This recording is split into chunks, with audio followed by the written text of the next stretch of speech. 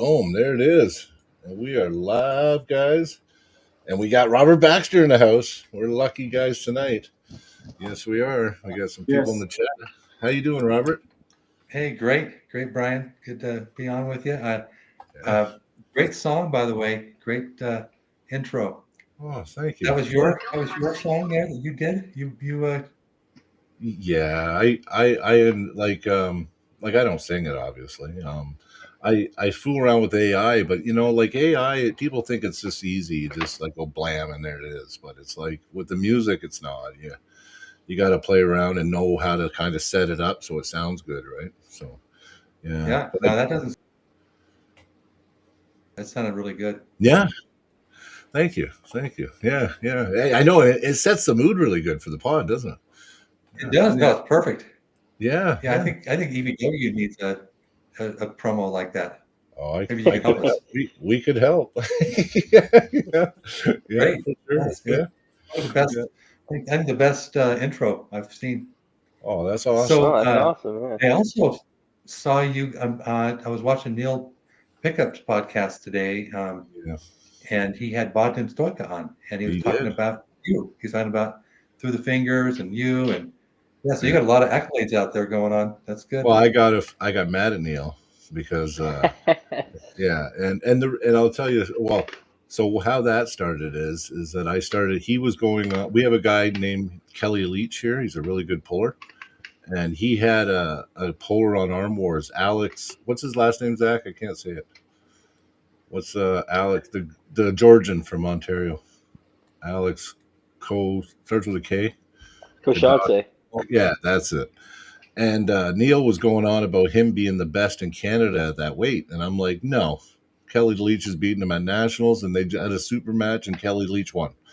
So I'm like, and anyway, I gave him a $20 super chat, and I said, you got to get Kelly Leach and the Leach brothers, his brother Dustin, there because they're like Canadian icons here. Like their whole family's is Canadian national champs, right? So I spent $20 on a super chat. So he goes, send me the video and the name, Brian, and this and that. So I did, and I sent him, and he just would not respond.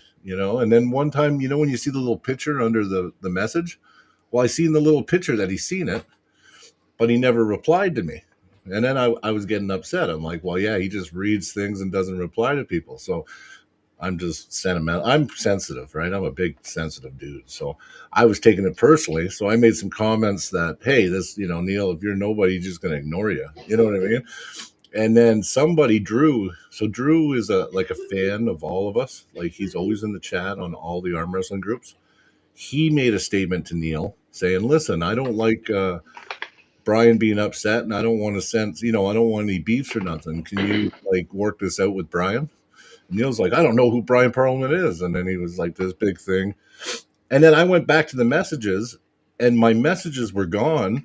And then now it says I can't message Neil unless he follows me. So I'm like, oh, now I'm blocked.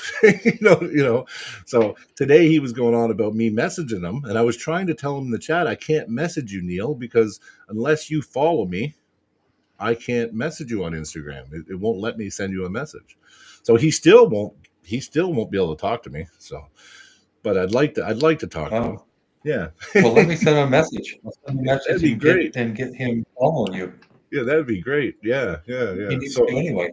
yeah, it was just a big misunderstanding. And of course I'm Yeah. vocal. Yeah, but you know what? I'd rather get it off. I don't like I'd rather just say what's bugging me and stuff, right? So I just got it off my chest, but I could tell he genuinely was concerned and would like to talk to me and hear me out. So that's kind of cool. Yeah. And you know what? We would love to have him. We lost Robert. We got him back. Yep. We got him back. Yeah, there he Oh, here is. we go. Yeah. Yeah, I was going to say we would love to talk to him and pick his brain on some questions, and have him on the pod too. It'd be amazing. Oh, for sure. Yeah. Well, I'm sure he'll do it. Yeah. He's fairly busy guy, but he'll make time Yeah. for arm wrestling. In fact, he told me, he said, give me your schedule for the year. I want to make sure that I don't take any other gigs because they asked him for Giants Live, which of course is the strongman, the biggest strongman event. I think it's the biggest. Yeah. And anyway, so he's the guy there, and then he does BMX. He does boxing. He does several different sports, and they actually, he said they pay really well, but he would rather do arm wrestling. And so he said, give me your schedule. I'll make sure that I don't have anything else that fix, that causes a problem. And he's done really well. I mean, Oh yeah. he's very loyal to the arm wrestling, which is his Oh, first he love. is. Well, there's no doubt. I mean, he's the best announcer you can get in arm wrestling, right? So Yeah, he yeah. is. I'm a strongman guy too, so like I've been watching. Oh, you are? Oh yeah. That was my passion before arm wrestling. So yeah. Yeah, I so love. you came into it through strongman. Well, in a way, I was in my 20s. I practiced. I actually trained for strongman, and then COVID, I was just getting fat and out of shape, and I started watching Matt Mask and Devin, and then I started training with Matt. So that was like it was over then. Like, yeah, we're all part of the Red Deer Club, so we all train with Matt Mask. So yeah, Oh, okay. So I yeah, was going to ask where in Canada, Red yeah, Deer. That's a yeah, great Red Deer, town. yep, Alberta. Yeah. yeah. And then Yeah. you met Sean Crowther. He's a teammate of ours. He's one of my best friends. And Matt's been bugging me to go to an East versus West. It's just it's costly and everything, but I've been injured for a while, so so I had a really bad injury, so I do want to get out. We ought to come. Get out to one. You ought to come to Vienna. And if you can't come to Vienna, definitely come to Germany, to Cologne. That's going to be, I'm telling you, Oh, you yeah. won't regret it. Either one of those. I mean, either No. one is really good. Yeah. But Robert, yeah. when do we expect maybe one in Canada? Well, that'd be nice one day. Oh, yeah. I really want to have one in Canada. I think that's going to be I think that'll break all the records. So I'm hoping that it's going to be this year. Maybe the end of the year would be a great time. Either in Toronto or in Ottawa, I think. I think if you either do one of out those two west, cities. Calgary out west, if you ever. Calgary would be fun. I mean, Yeah. I mean, Calgary is maybe my favorite city I live here, in so I live Canada. in Calgary. Yeah. But I also like, actually, there's a lot of places in Canada I really love. Yeah, I mean, Ottawa's cool too. But yeah, Toronto I know very well because of Five Guys. We have like, and also the Red Deer and Five Guys. We've got Five Guys in Calgary, Red Deer, everywhere. Yeah, Toronto has a very good population, so that would drive a lot of. Oh yeah, would make a lot of good. fans and stuff. Black fans. Yeah. Yeah, I'm thinking Ottawa is maybe the best because Ottawa is going to draw everybody from Quebec can drive in super easy. It's right on the, it's right there, and they'll also pull from the rest of the state and from the Northeast and people from the U.S.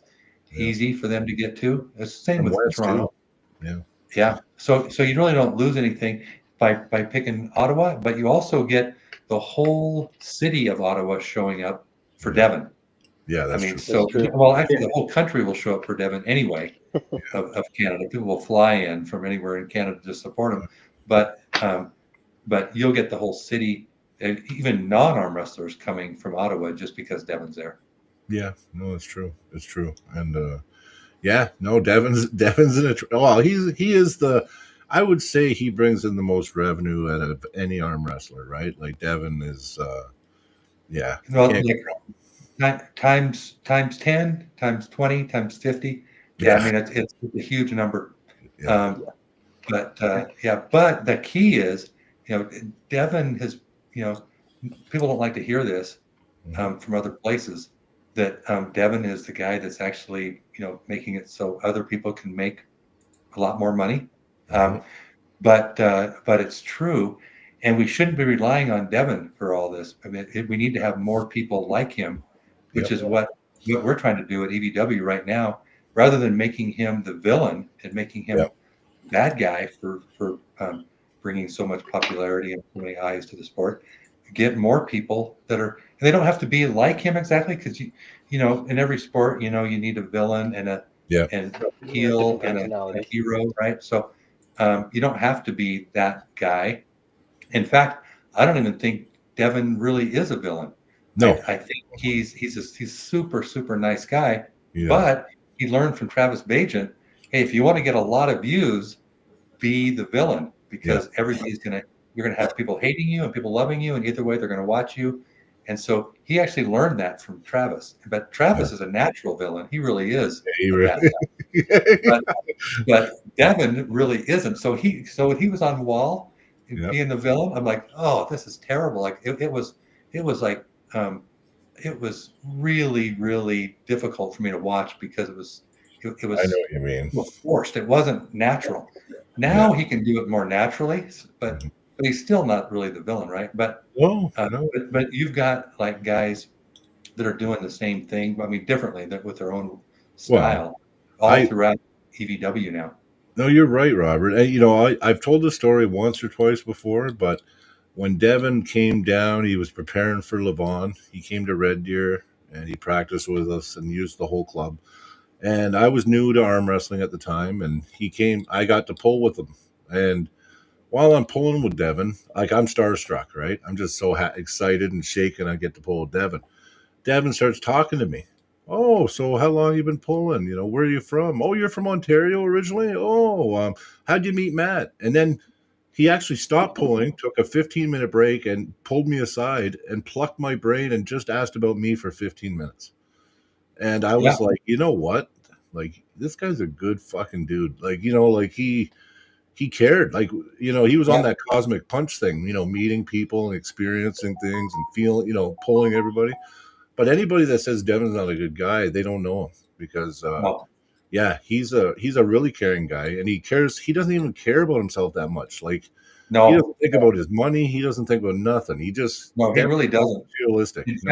In fact, just to give you a little story, a little insight too, like he does not care about money. I mean, he needs to more. Yeah, he needs to for his family. Because he really doesn't. So, I mean, I went to I was just doing this to help him. I said, hey, this is back in 2022 when he got injured, his bicep injury with Levon. I said, hey, you need to get some stem cells.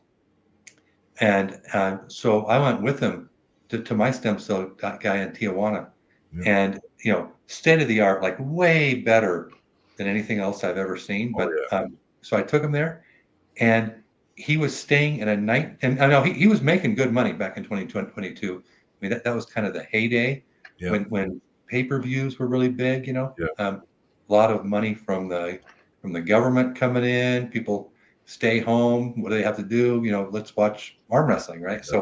Anyway, so it was really, really good time. He was staying in a $19 a night motel, and I'm like, Devin, come over to my hotel. I've got an extra bed. It's air conditioned. There's not rats, because there's like rats, like no air conditioning. It was the worst dive in Tijuana that you could find. And Devin's like, no, I like it here. And I mean, I don't want to leave. And I'm like, all right. And then we're negotiating for his contract. In the contract negotiations, his manager was saying, and we want to get like better, like more leg room for Devin, better class of, I think business class he was talking about. And Devin's like, no, I don't want any of that. No, I want economy, just regular economy coach. That's it.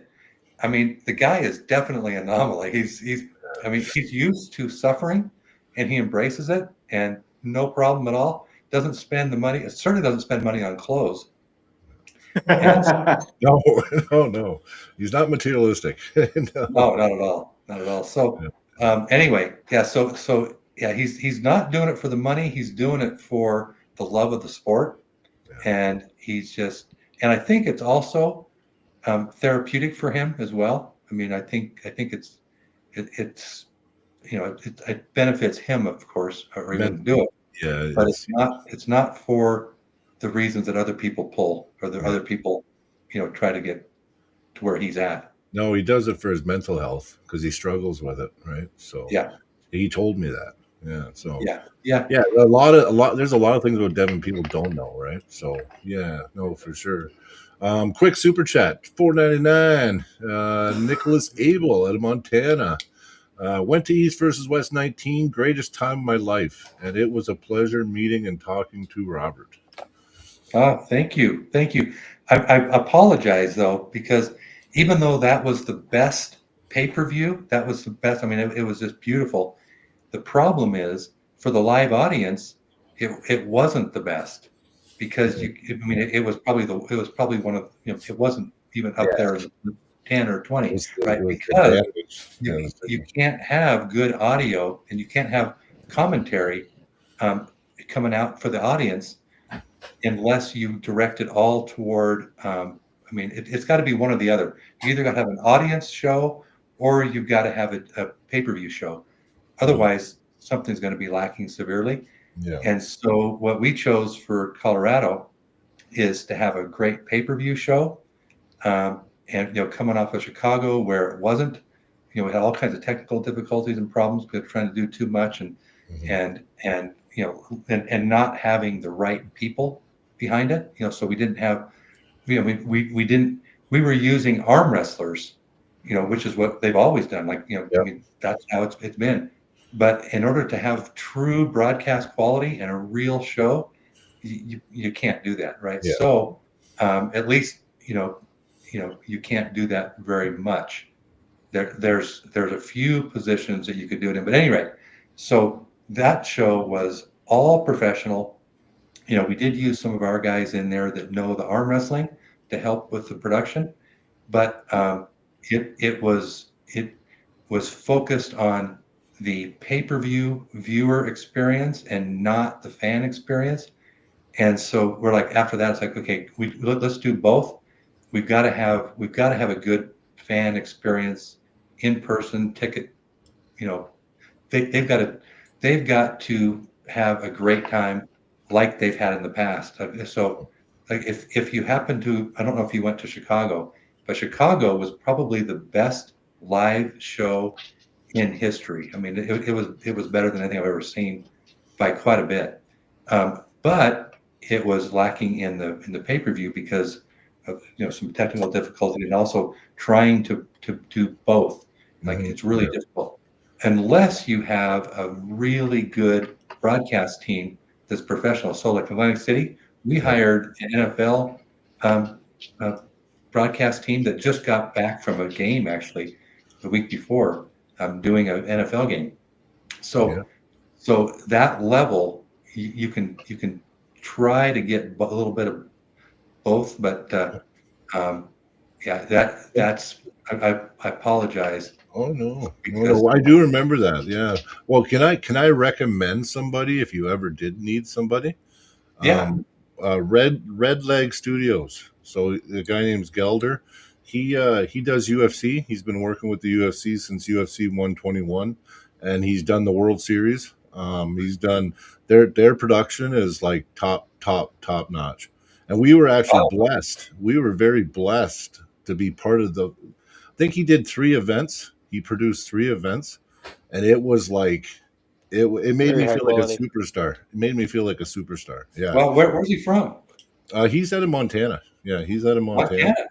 Yeah. Well, if you could shoot me his information, that'd be good. We've got a pretty good team now, but I know you do. Depending on where we go, we don't always have the same guys, and it'd be good to have his contact. I think for sure. Yeah. Like some of that intro footage is his production. Like he had cameras. Really? Yeah, they had cameras in the table. They had it was crazy. Over top, in the table. They must have had 20. Like it was good. The production was wow. Everything, yeah. Yeah. We got a super chat from our man, Sean Krauther. Awesome to see you, Robert, on here. Thank you for everything you've done for the sport. Vienna will be my second East versus West I'll miss that Matt has been to. Hope he's going to have a match in Germany because Sean wants to go to that. Oh, well, Sean's great. Thank you, Sean. Yeah. So with that, I shouldn't be saying this, but every podcast, I say stuff I'm not supposed to say. Yeah. But Ray's not here to stop you. Yeah. No, yeah. Dexter, he doesn't like me saying this, but so Matt is going to be in Germany as well. There you go, Sean. It's going to be quite a match. And the thing is about Germany as well. As you know, you already know a few of the matches already have already been announced. So Devin and Vitaly, which might be the biggest. I mean, the most anticipated match maybe ever, but maybe the first Devin Levon might have been bigger. Yeah, that's in April, right? Germany's That's in in April. April 18th in Cologne. So That's that's during FIBO. So being a power lifter, FIBO is the biggest sports or powerlifting bodybuilding show in the world, like times like many multiples, because they've got 100,000 attendees, but they've got 30 buildings, all fairly close to each other, and they didn't have a building big enough to actually hold our fans. I mean, like the fans that are going to be coming to Germany, it'll break. I mean, I don't know if you saw how big the venue was and how nice the venue is in Vienna, but it's a stadium. It's a very nice stadium, elevated seating all around. I mean, it's very cool. Germany is much bigger than that, and we will definitely sell out of tickets there. And so it's because the card is so amazing as well, right? So you've got Devin Vitale, and then you've got Brian Shaw and Leonidas Arcona. that one I'm excited about. You saw that? I mean, that was. I mean, I was really hoping to get that, but at the same time, I didn't know if they would both agree because I didn't know either. Yeah, because both of them. Yeah. Leonidas, I think, is a little more proven, so it's a good match for Brian. Yeah. Yeah. It is. But we also have so there's going to be 6 world title matches in that event, which has never been done. We've never had that many world title matches in one event. 3, 6. I think I've seen. Yeah. Yeah, we had 5 before, but none of them for this big. I mean, they're different categories that people aren't as interested in. These are categories that people are definitely going to be interested in. Yeah. They're anyway. So I'll tell you, Germany is going to be quite amazing. But all of 26 is really turned out to be phenomenal. In fact, we've never been this far ahead on before. We've actually got the card. So the card is done for Germany, and it's almost done for the next event, which will be almost certainly it's going to be in Little Rock, Arkansas. Ooh. And that'll be a bigger venue even than Germany. Yeah. Wow. Believe it or not. I mean, and I've been, you wouldn't maybe believe it if you just see things are just getting bigger and bigger and better for 2026, but they really are. I mean, Huge. Okay, quick super chat. $9.99 from the Lucky Ones podcast. That's our sister podcast. Hey, fellas. Hello, Robert.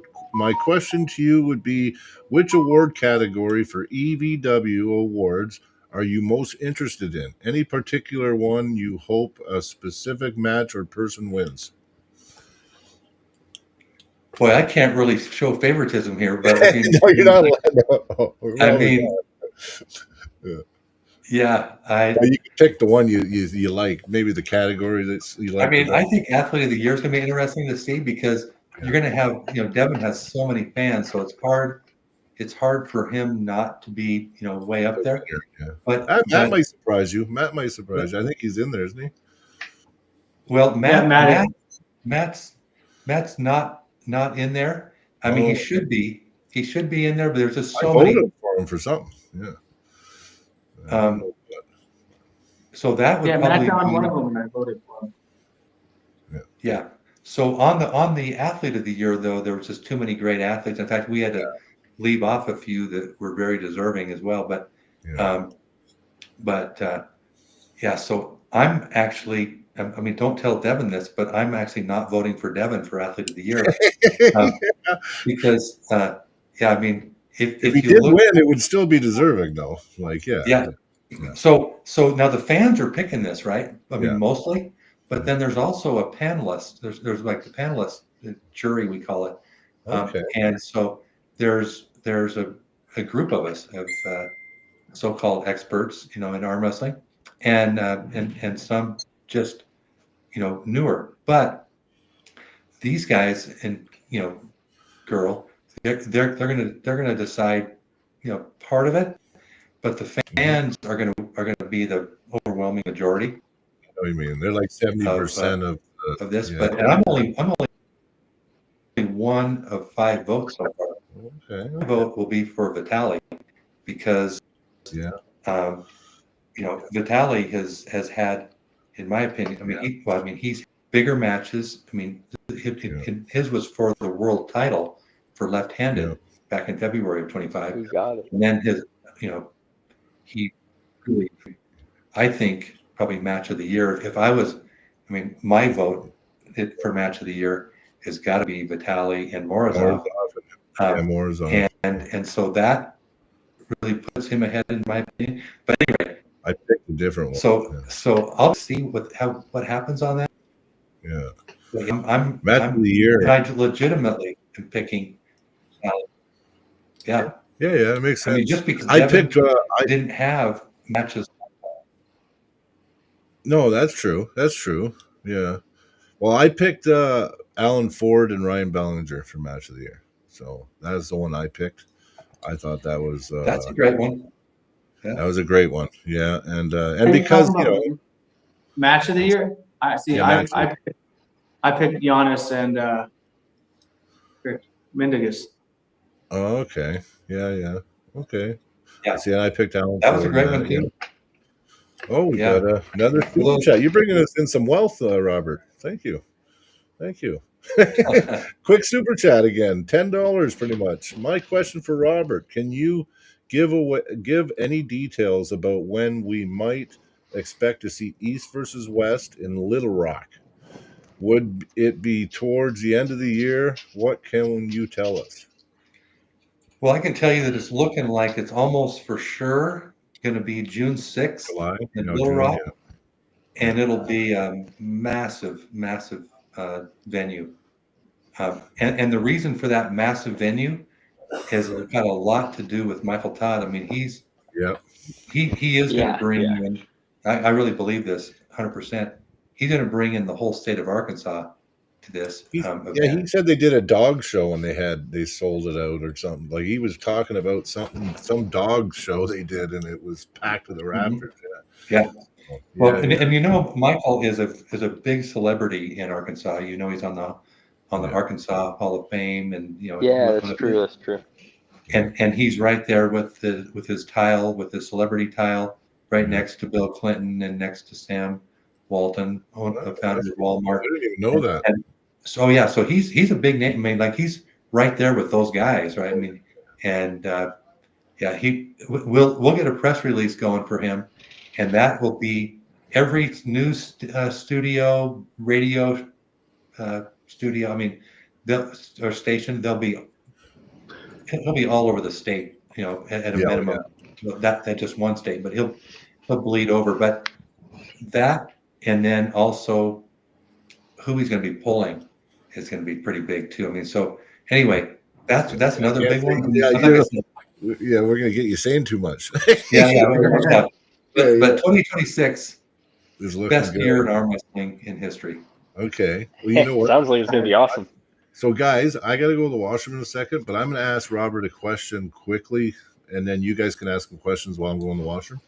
There's you heard about us talking to Ryan Bowen about this last man standing and everything last night. Now, do you think East versus West would ever do like a king of the table type event where it would be like just a different format? Would you guys ever be interested in something like that? Oh yeah. In fact, I've been talking about that for a while, that we want to do a different format that's going to be I originally talked about this publicly months ago, or several months ago at least, and that was like a round robin format where you basically just you let them go at it, and you've got your winners, right? You first, second, third, fourth, and so the only issue that we're going to have on that, I think, is, you know, I don't know if we can get Levon in it because he's going to want to keep that untarnished record. And Yeah. it probably won't be untarnished if he's in an event like that, No. just because you can't go through that many people with No. that little rest and expect to be anywhere near your top shape. And if you see, Levon at practice, you'll see, Yeah. guys beating him that shouldn't beat him. Yeah. That's and the same thing with John Brzenk. Yeah. John practice, a lot of guys would beat him towards the end of practice. Yeah, because you get tired, right? Yeah, He gets harder. Yeah. Still. Yeah. So anyway, I'm going to make sure that he understands that this is not going to affect the rankings. It's not going to affect his. It's not going to be anything to do with the super match. It's a totally different format. Yeah. That'd be, you know what? That is like something, that's like a dream, actually.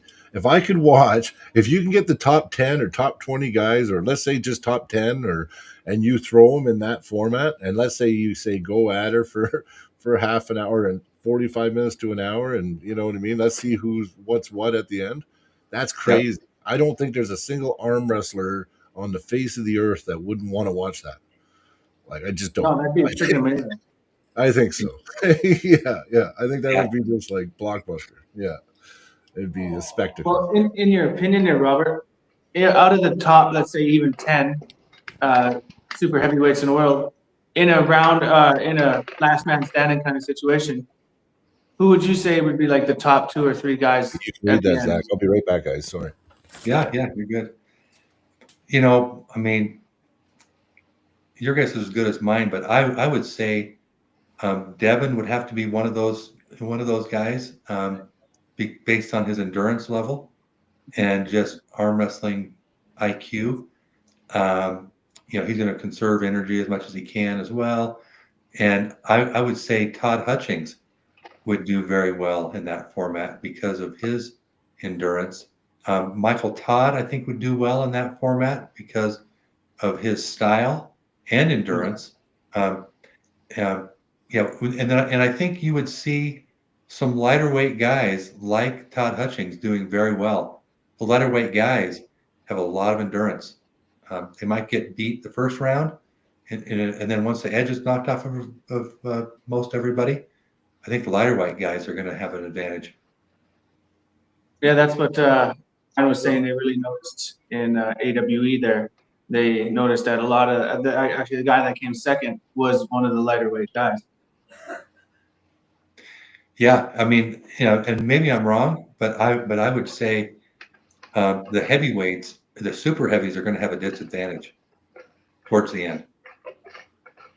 Yeah, endurance plays a much larger factor than power in that format. Yep. Maybe, Devin and Michael Todd might be an exception to that. Yeah. But in general, I think that's true. That's one thing I when I was thinking about that format is Michael Todd. He does have a warrior spirit. Like, he does not give up, and he can grind there for as long as anyone can. And I don't think a lot of people could beat that later in the tournament. Yeah, I agree. He would be rough to deal with in that format, or any format. But I think, especially in this format, he would have he'd be right up there with the top guys as far as endurance goes. We have a super chat from the Lucky Ones podcast, $4.99. Robert, can we get a minimum of 3 ladies matches per pay-per-view? We need more ladies. Well, that's what we've been trying to do. So we've never had 2 ladies matches per event before. Starting in Switzerland is when we switched that over. To be honest, though, we have too many matches in Germany so far, and there's only enough room for 1 ladies match in that event. So, I mean, I hate to say 3 when I don't know how we're going to get 2, which is what we've been doing. But Germany's just too good. I mean, the card is just too good. If we had more ladies and more room on the card, we're also getting a lot of pressure to keep the event down to 4 hours.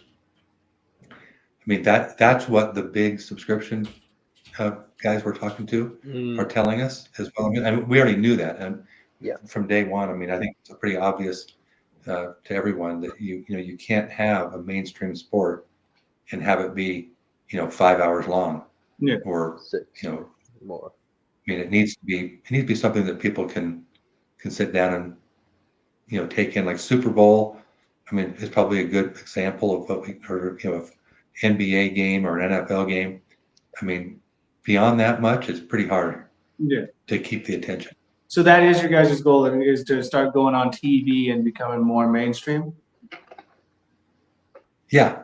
I mean, our goal is to make arm wrestling a real, like, mainstream sport. And I think that we will. I mean, I think it's going to happen. So the way it's going to happen, though, is it's going to be, it's going to be getting our athletes the attention that they deserve. I mean, like other, superstars in other sports. We've got to get documentaries, mini documentaries, background stories, all that kind of stuff, so people can relate to the athletes and connect to them and start becoming more fans of that athlete. And that's what's going to. I think that's what is going to be needed to make this sport as big as it needs to, or as it should be, and eventually will be. But also getting fans that have no idea about arm wrestling, that are now going to watch it because we're on a subscription service. They're already paying money for the subscription for other sports, or for other, like, let's say it's Amazon,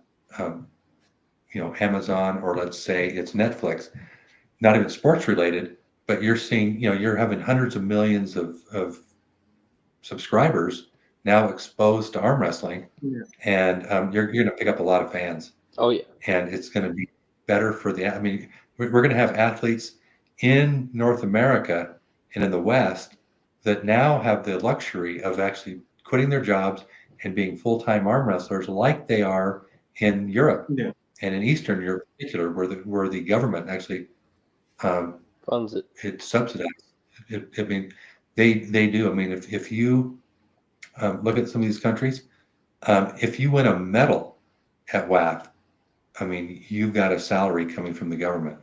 I mean, you can be full-time just with a medal from WAF.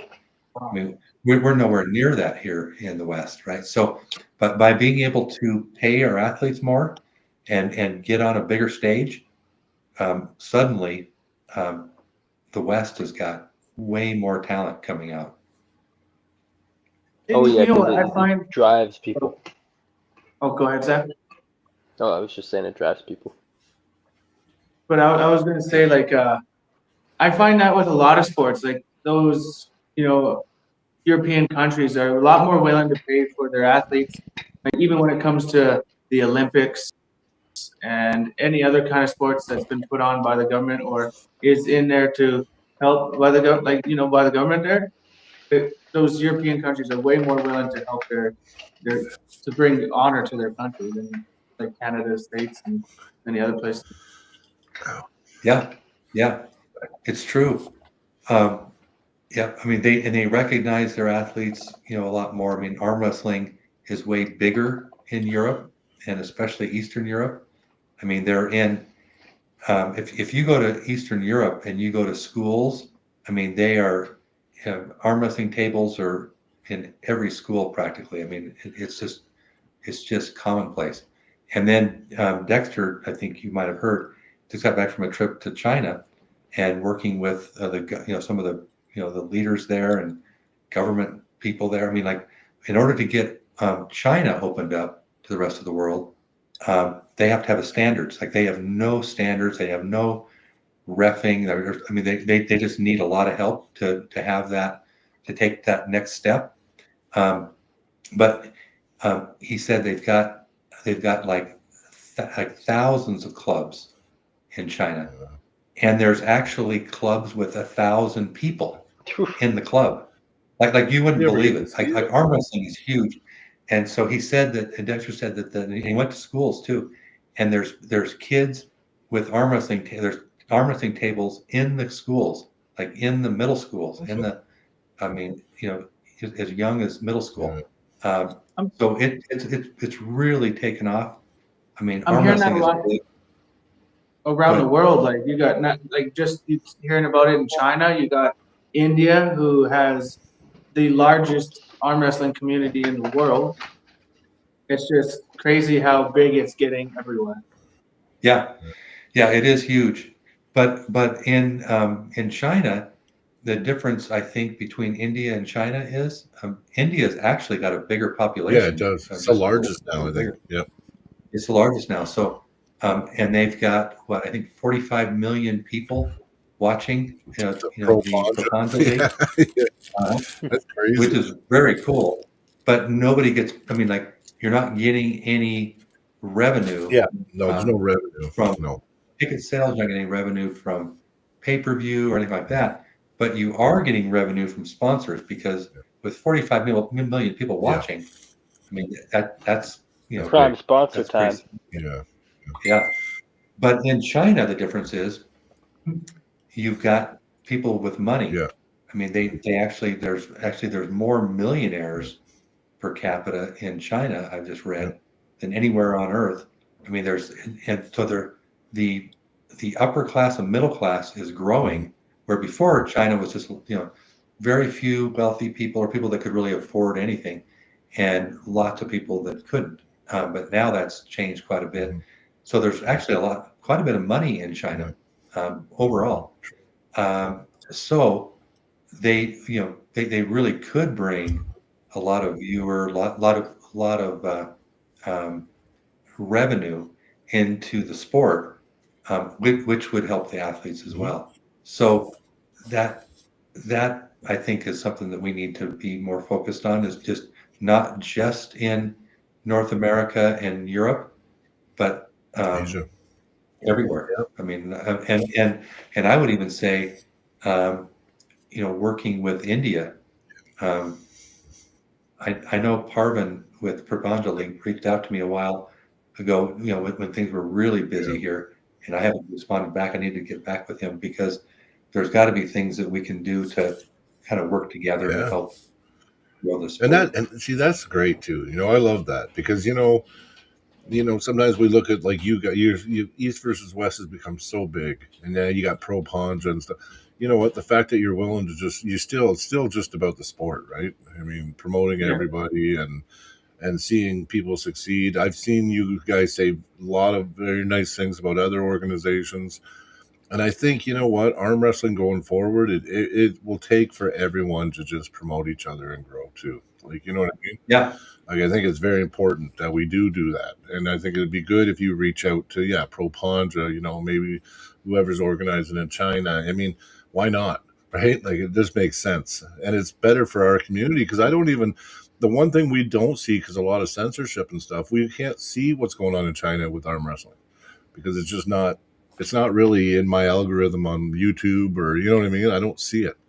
Well, they don't. Yeah, the government doesn't allow things to go out and in. I mean, but they found ways to. So what Dexter told me after talking to all the different groups throughout China from arm wrestling is that they actually do know these millions of people in China know about EVW.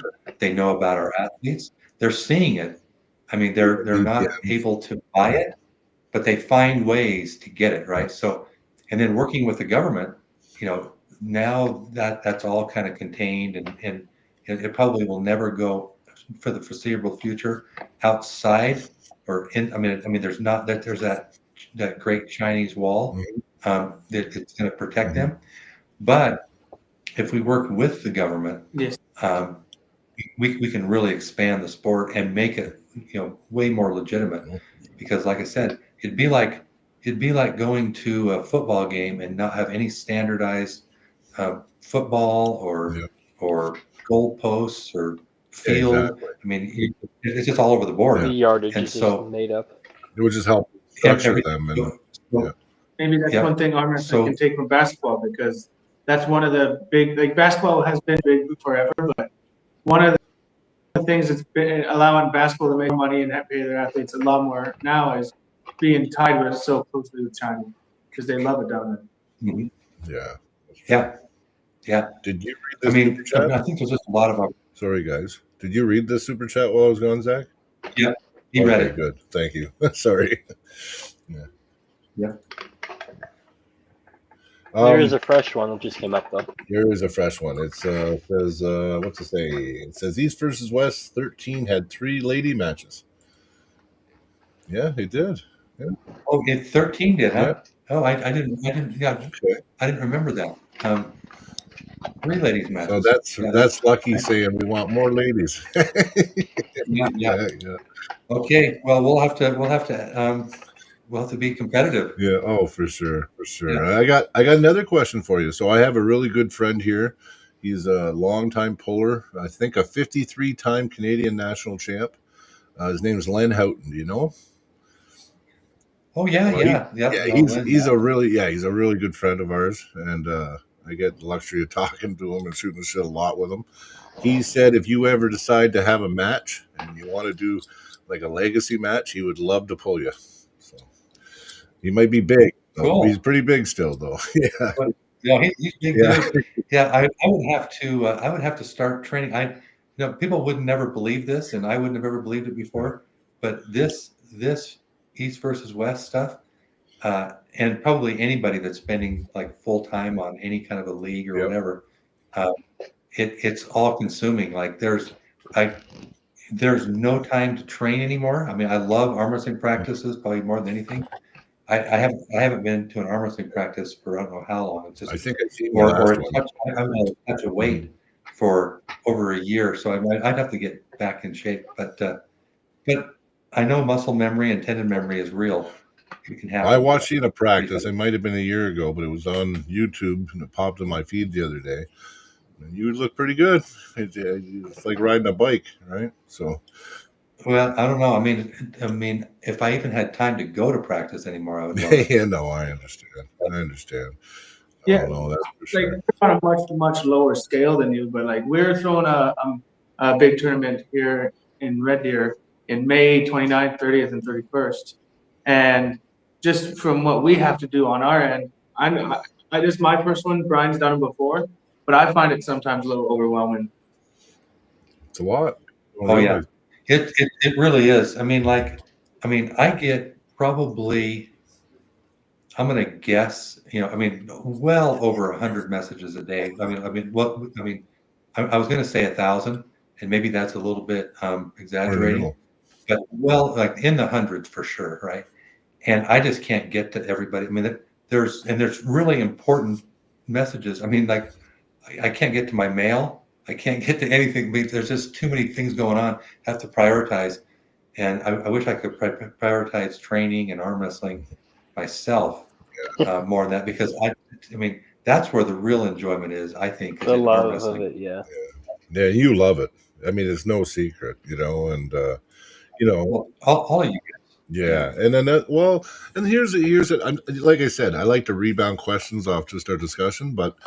I mean, thinking about it, like you've had a long time, you've been successful in your life.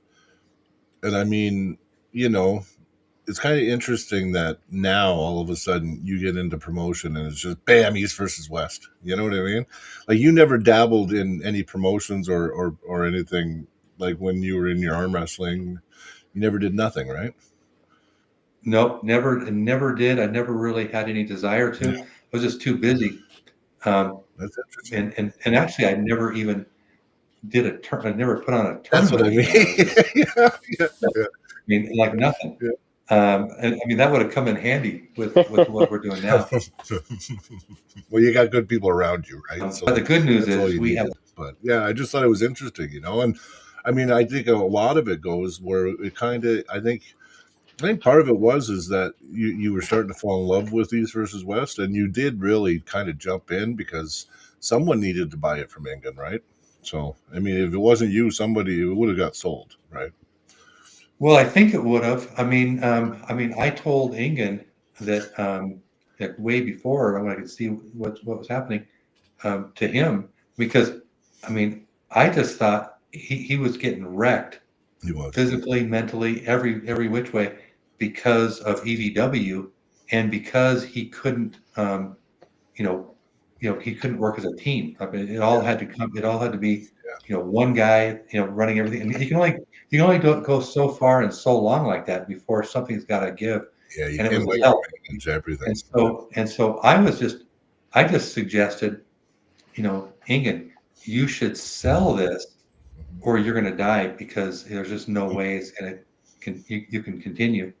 Um, and and and so I was offering to help sell it for him, but with no intention of being involved in anything other than just helping to sell it for him. And I said, hey, I won't charge you any money for it. I'll just do it for you and for arm wrestling, but I'll just do this. And that's where it came from. I mean, um, I had no idea it was going to end up where it's ended up. In fact, I don't think anybody would anticipate that it would end up where it's ended up.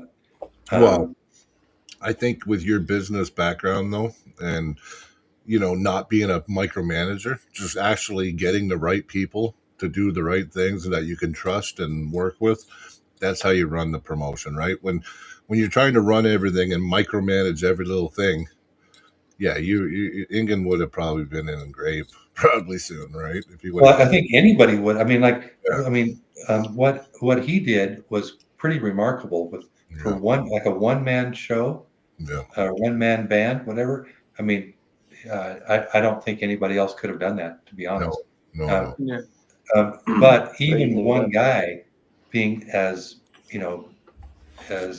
devoted as he was, Yeah. you can't. It's not sustainable. There's no way it could continue. Mm-hmm. Well, I do got another little kind of question. Are you guys thinking about bringing King of the Table back? Yeah, we are actually. We're trying to come up with the format that because we want to make it distinctive between East versus West and King of the Table, right? Otherwise, why have two different? Why? Yeah. Yeah. But yeah, so we're working on that right now. In fact, one of the things we're trying to decide on is how do we do this? Like, because I wanted to do this round robin type of a event, where it's basically Love it. throw everybody in a ring and let them go at it for an hour or whatever. Yeah. And so I was thinking King of the Table would be a good format. I mean, a good format to do that. agree. But we've already gone down the path of doing some other things with King of the Table that we're in the middle of, and so I'm not sure how we're going to do that. So we're kind of working through some things, but definitely we want to bring back King of the Table. Oh yeah, because you got both of them, so you might as well make them work, right? And yeah.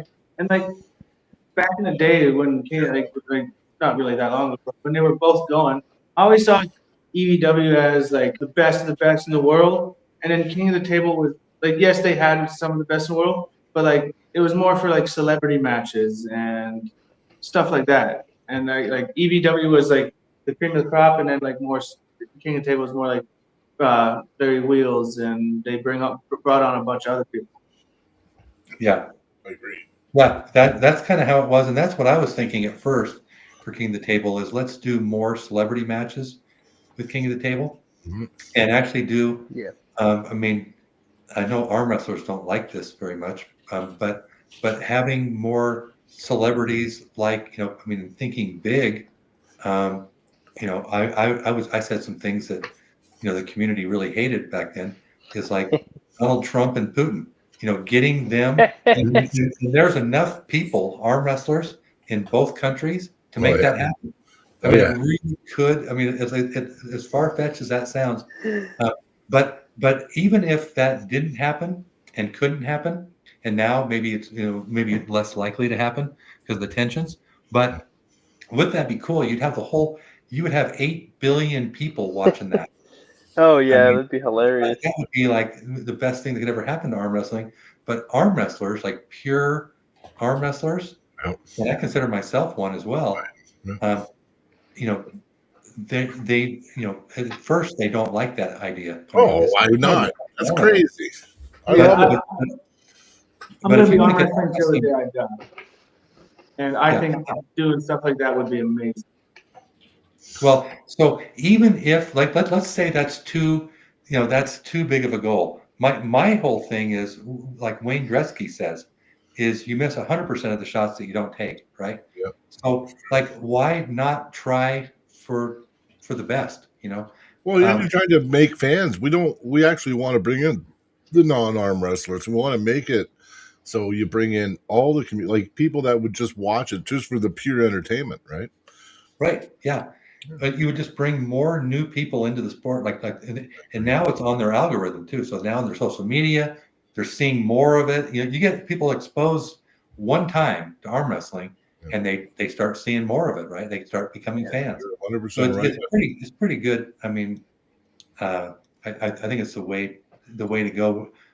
I mean, I don't know who we're going to get, but I mean, I'm really hoping we're going to get some big names in, and we're actually doing that right now. Yeah. I mean, if you look at Leonidas, bringing him back, he Mhm. was dead set on like he had enough. Like I don't know why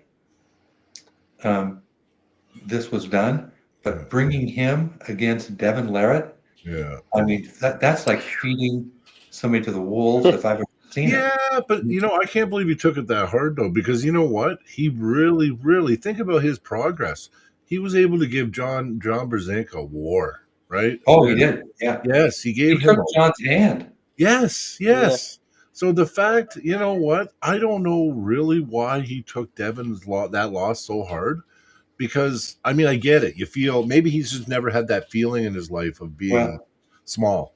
Well, and then he's naturally. I mean, look at the guy. He's a freak of nature, right? I mean, like he's curling. 300 and What was something. it? Like he did like 320 pounds on the curl, but on a strict curl, it was 117 kgs. I mean, that is just insane. It's crazy. So, I mean, so that's like that would be a record, right? So, It would be anyway, a so record. that's the kind of guy he is, and then getting beat that easily, so keep in mind, so that's where he's coming from, right? I mean, like to where he's like the strongest guy, in the room, and now you've got a guy that's way stronger than him that's taunting him in front of his own people, Germans, right? Speaking German as he's taunting them. Okay, that's going to do something to you. Oh yeah, you know what? I wasn't thinking about that. Yeah, when you put it in that context, yeah, for sure. I remember too. Yeah, because Devin, I mean, is he ever brutal on the on the table? You can't get more brutal. But then he's off the table. He's your best buddy. Look at Leonidas spent the whole week at his house, and like they're best friends again.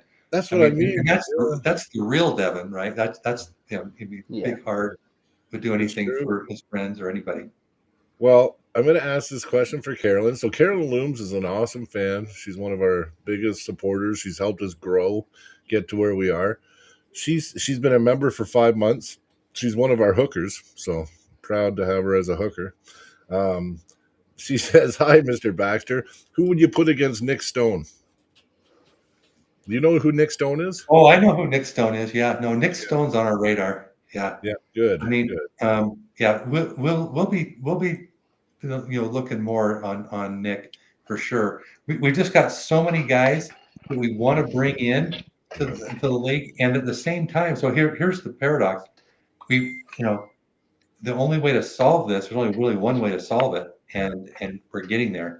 But we have so many new pullers, which we need. We need the new blood. We need the excitement. We need the new characters. We need more people like Mindaugas, Terrasitis. He's the villain like Devin, right? And like Travis Bajan. But then you've got the heroes like Rickard Bornman and Bogdan Stoica coming up to the ranks, and and Mayan Shadarian. I was just going to say Mayan came out of nowhere. So you got all these guys. So we've got to bring all these guys in, and there's tons coming, by the way. Like Yep. you wouldn't believe the people coming. These characters that you're going to see in Vienna, these new characters that most of the West hasn't even heard of, they are spectacular, unbelievable. Anyway, so you're going to see some shakeups at East versus West from some of these guys, more than you've even seen at Atlantic City with Mayan, or I mean, you saw with mainly with Bogdan Stoica, right? Bogdan, he came out of nowhere, jumping up to the 5th rank at EVW. I'm like, nobody does that. Comes in. He went into hiding. That guy, I was making criticisms. I said the guy's so talented. He can go inside, outside. He's got so many options, but he's kind of a weakling. That's what I used to say. And then he kind of went quiet for a while. And boy, did he ever change that. Well, he used to be weak, like by his own account. Like he said, he was like weakest guy. When he would pull his cousins, 4 guys. I mean, he was the weakest of his cousins. He was just weak, a weak kid growing up, weak in everything. And but he got so upset at always losing to his cousins that he decided to start doing training. He would just go to the gym and he would just do, wrist curls and just, anything that would strengthen his forearm and wrist. And 8 months later, he comes back and he beats all of his cousins and he starts going up. But naturally, genetically, he says, he's probably the weakest. I mean, not strong at all. But it's consistency and training and being smart. Bogdan was a very smart guy. Trained very, very smart. I mean, Rickard, same way. Really smart guy. Trains very smart. You could see him in his gym lifts and what he's doing for arm wrestling Pacific. He really understands it. There are guys like that, and these are the guys coming up. And you'll see the same thing in Vienna. You'll see a guy named Alex. He wants to be called Manifester. That's his nickname, and he only wants to be called by that name. But it's actually his full name is Alexander Telechnik is his name. And this guy's a freak, just a complete freak of nature. You've never seen anything. I've never seen anything like it. But he just. Anyway, you guys are going to see more of that. You're going to tell us too much. We're in for some real treats coming up. But there's more from North America that we need to bring in as well. Jason Merlo had never been really on the biggest stage before, and even though he lost to Mayan, that doesn't mean anything. That was his left arm, which is not his strongest arm, and he did a great job. Beast. Yeah, he took Mayan's hand. And if it wasn't for the straps, I mean, I think it would have been anybody's game, right? Anyway, Merlot's also got a big future, no question about it. And then you've got, there's a lot of other people from North America that have got a big future. Courtney from Canada. I'm trying to get a match for. I want to get a match for her right now. I want her to pull our girl Leah Cornelson. I think. Leia's. What you wait for this tough? Sorry, I didn't mean to jump in, but you made me excited because I love Courtney. That's good. We just had her on the pod, but she said that there's no competition in Canada, and I disagree. I think Leia, she's sleeping on Leah Cornelson. So she's a former world champion. Leia. Yeah. So we've just got so many people we want to bring in. Going back to the question about Nick Stone. Yeah. There are so many Nick Stones, and there's another one in Canada actually. I'm trying to remember her name. She's 15 years old and prodigy. She's Ida, I think. She's no, she's not from Alberta. She's from she's from Ontario. She's Ontario, from I know who it is. Ontario, yeah.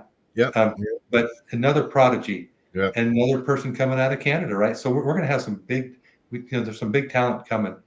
Just think about Jeremy Joseph, though.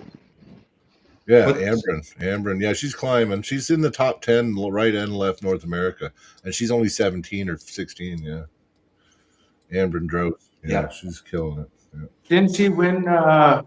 Juniors. I think was it WAF or IFA or something like that. Oh, that was IFA. She won. Yeah, she won IFA juniors.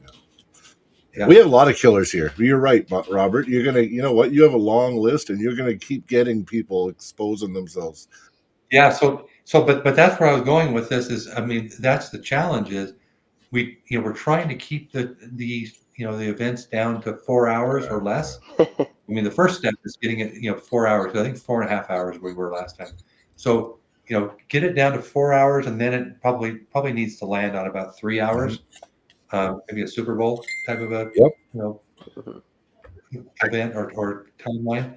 But in order to do that, you've got to cut down the matches, or you've got to get rid of a lot of the downtime. So I promised the athletes that I wouldn't change the rules for a year without their approval. So we've got to get we're right now getting their approval to change change a few things, not really rules so much, procedures, just formats, so that we can speed things up, because the viewers want to see more action. Yeah.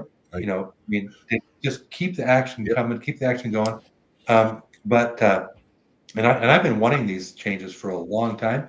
We have to be really careful not to do too much too fast, and you're right. You don't want to oversaturate it. But I was going to say, Robert, I got another 2 questions for you, and they're business related, and kind of what it was like brainchilds in my head, right, for EVW.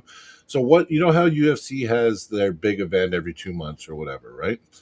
But they also have Friday night fight night, where they do a smaller venue, right? But it's still huge, like it's still big, but they do it for public TV, for television, and then they do the other one as a pay-per-view. Now, would you ever be interested in maybe doing that, or starting a feeder league, like actually make? Anyway, you know where I'm going with it. Do you got any plans? Yeah. No, we've thought a lot about that, actually, and having the Friday night fight nights type of deal, smaller venue. In fact, we were thinking, and we've been thinking for quite a while, having that smaller venue in Utah, because it's in my backyard. It's permanent setup. And it'd be easy to do, but there wouldn't be as many. You wouldn't draw as many people but it doesn't really matter if the idea is for broadcast, right? True. We've definitely thought a lot about that, and I'm talking to another group right now about that very thing. I just talked to them today, you wouldn't believe if I told you. I mean, everything we're doing right now, it would be like. It would be like, okay, you're not being truthful. I mean, but we really are. I probably would believe it, because my mind just keeps going, because I'm like you, where I get every idea, I get excited. I'm like, yeah, you can do that. You can work that out. Yeah. Oh, that idea. Yeah. Honestly, I'd love to be a fly on the wall in some of those backroom conversations of what you guys are going to be doing. Oh yeah, that'd be awesome. Oh yeah. Well, so one of the guys, I can't tell you who yet, but one of the guys we're working with is we're trying to get Conor McGregor and really just to be part of arm wrestling, and to really get, because his name and getting out. I mean, it's just going to really help us. So this guy that is actually has Conor McGregor contracted with him and a partner with him. He's a neighbor of mine, actually. So today I was talking to him about Conor, but also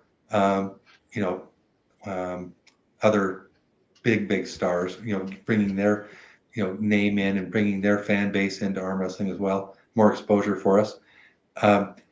I told him that Ermis Gasparini is coming out, and he's going to train Brian Shaw pretty soon for his big event coming up in Cologne. And Ermis said, hey, when I come out, any chance that you have any time, we could maybe spend a little time together, and maybe you get John Brzezinski, and we could do some training. So I reached out to John today and said, hey, John, what do you think? Ermis is in town, and now keep in mind, Ermis loves John. There's no secret about that, and it's his idol. Yeah.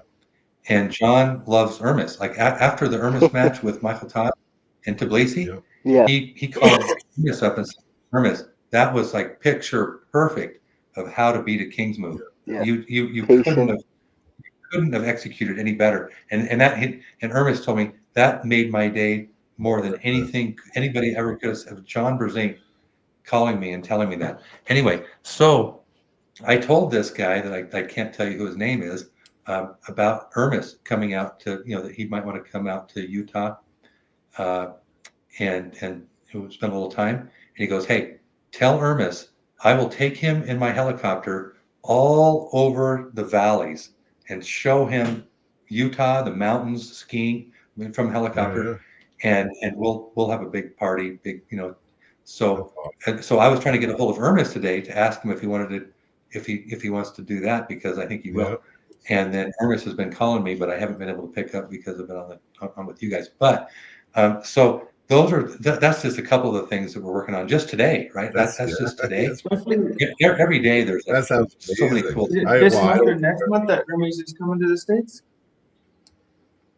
No, it'd be March. So Hermes is coming to the States in March. He thinks it's going to be probably the first half of the month. Nice. That's awesome.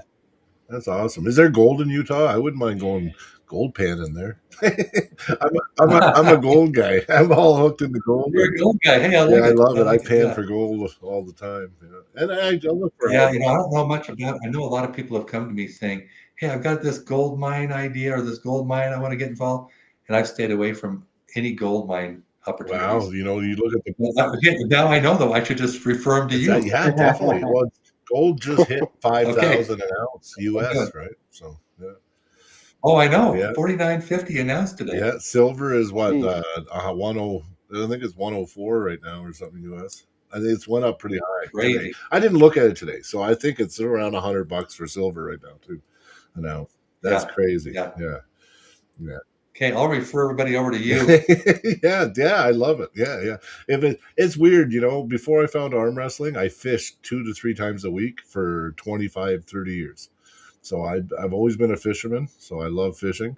But I found arm wrestling, and now I can never get fishing because I'm too busy planning out practices and events and like this, that, promotions, the podcast, so now I don't get to go fishing, but I do make time still to go gold panning and do a lot of prospecting because I think one day I'll find the mother lode, right? So, but other than that, it's just arm wrestling. So, yeah. Good. Yeah. Good for you. Yeah, I like my hobbies. I've always been. I'm kind of all in or nothing with certain things, right? I'm one of those. I don't know where you find the time, Brian, to do all these things. Yeah, I was gonna say my only hobby is nothing but family and arm wrestling. I'm going to tell you something. You know what I learned a long time ago, and I was told this by a good friend of mine?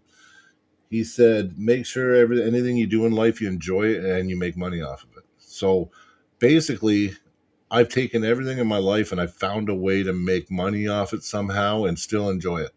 So now I'm at the point now where that's what I'm trying to do with arm wrestling. So promotions, podcasts, selling stuff, just now I'm at the point where I want to make money off arm wrestling. Fishing, I definitely I used to charter. I used to do tours on the river, and I used to do a lot of different stuff. Made money off fishing. But I try to make money off anything I touch or I'm passionate about. I try to find a way to have some kind of income off of it so I can keep doing it all the time. Yeah. That's great.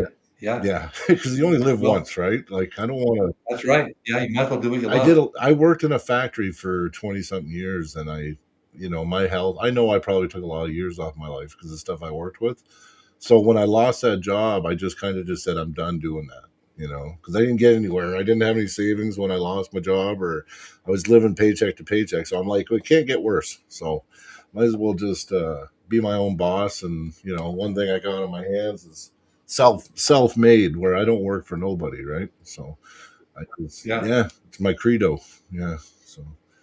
Well, no, I'm with you, Brian. I mean, I couldn't imagine working for anybody. Yeah. It just not appeal to me at all. I worked for ICO for 11 years, and they make shingles. They're a shingle company. And I just watched how rich they got, and I didn't get any richer. So I was like, you know what? I think the ticket is to be self-employed because, at least, your hard work, if it pays off, you're definitely going to be the one benefiting from it, right? So, I get to see that every day. Like, I'm a scaffolder, and even now, like, we just did talks with our whole union stuff, and they're like, we're going to give you guys 2% for the next 2 years. And I'm like, well, definitely voted no because that's not enough for 2 years of an increase, especially with inflation right now. But Well, I got questions. Brian, what's your secret to find gold veins? Well, I look for ironized rock. I look for a lot of, I like red color. Um, yeah, yeah. I just look, it's just the color of the rock is where you can know where the gold is. They say gold wears an iron crown, right? So where there's iron, there's gold. So Interesting. I didn't know that. yeah, yeah. Well, because a lot of people they talk about fool's gold, like pyrite. Well, iron pyrite, it forms and develops with gold, and a lot of times there's gold trapped inside iron pyrite. So the pyrite, the fool's gold, if you were to actually, extract it, like in chemically, you can actually get a good amount of gold from the fool's gold. So there's because there's different ways of getting gold. Everyone thinks, oh, you find it, right? And it's just gold. Oh, yeah, gold. Well, a lot of gold is microscopic. You don't see it, but you can see the remnants, like the sulfides, the minerals that it comes from. So you look for those. You look for those minerals, and then you can break those minerals down either chemically or with heat, and you can extract the gold from it. So a lot of ore, like these gold companies that have the pits and the mines and stuff, the gold isn't really visible. They're taking out in the ore, but what they do is they crush it, they process the ore, and they have a procedure where they extract the ore from the sulfites. So it's a big thing, but a lot of it's done chemically or it's done with heat extraction. So just to let you know. Yeah. Oh, interesting. Yeah, a little tip. Yeah, not that anyone cares in arm wrestling, but I love gold, so I got to ask that Hey, question. Brian, we got a $5 super chat here. Oh, we have one. Sorry, Carolyn. Yeah, we do. I got. You know what happens, guys? I start ranting. You get me excited over things I love, and I can't shut up. Um, Mr. Baxter, have you seen Zach Monroe backflip? Yeah, I think he watched the intro, Carolyn. That's our co-host. Yeah, somersaults before every one of his matches. Yeah, and then okay, and his intros are impressive. And he is the right and left hand Canadian national champion this year, Zach. So that's pretty cool. That's entertaining. I don't know if you remember a guy named Chris Chandler, but he was a gymnast, and he I think he won the the open division. It was like 165, maybe it was even lighter weight in nationals in the U.S. 16 years old, and he was a gymnast, and he would come out and do a flip. Before, after, mostly after matches, but that's pretty cool. Zach does it before and after sometimes, or he'll change it up. He'll do like a rollout at the end instead of just a flip. Yeah. It's pretty cool. It's pretty exciting. Yeah, Chandler, he got bigger though. I remember watching him. He was massive. Yeah. Yeah, he started out like real light, really skinny guy, strong, but I mean strong enough to win the nationals in the U.S. at a very young age. No, pretty impressive kid. Yeah. Zach won. He went in and won right and left hand, which we have a lot. I mean, we usually have anywhere from 600 to 1,000 people at our nationals every year, and Zach had a lot of people in his class, and yeah, he pulled really good. It was the 143 class. So what was that? 65 kg? I think so. Yeah, I think that's right. Yep. Yeah. He's a little guy. But he's good, and Cody's really good too. Cody's number 2 in Alberta, behind Victor Beloff. And Victor Beloff, on the left arm. On the left arm, yeah.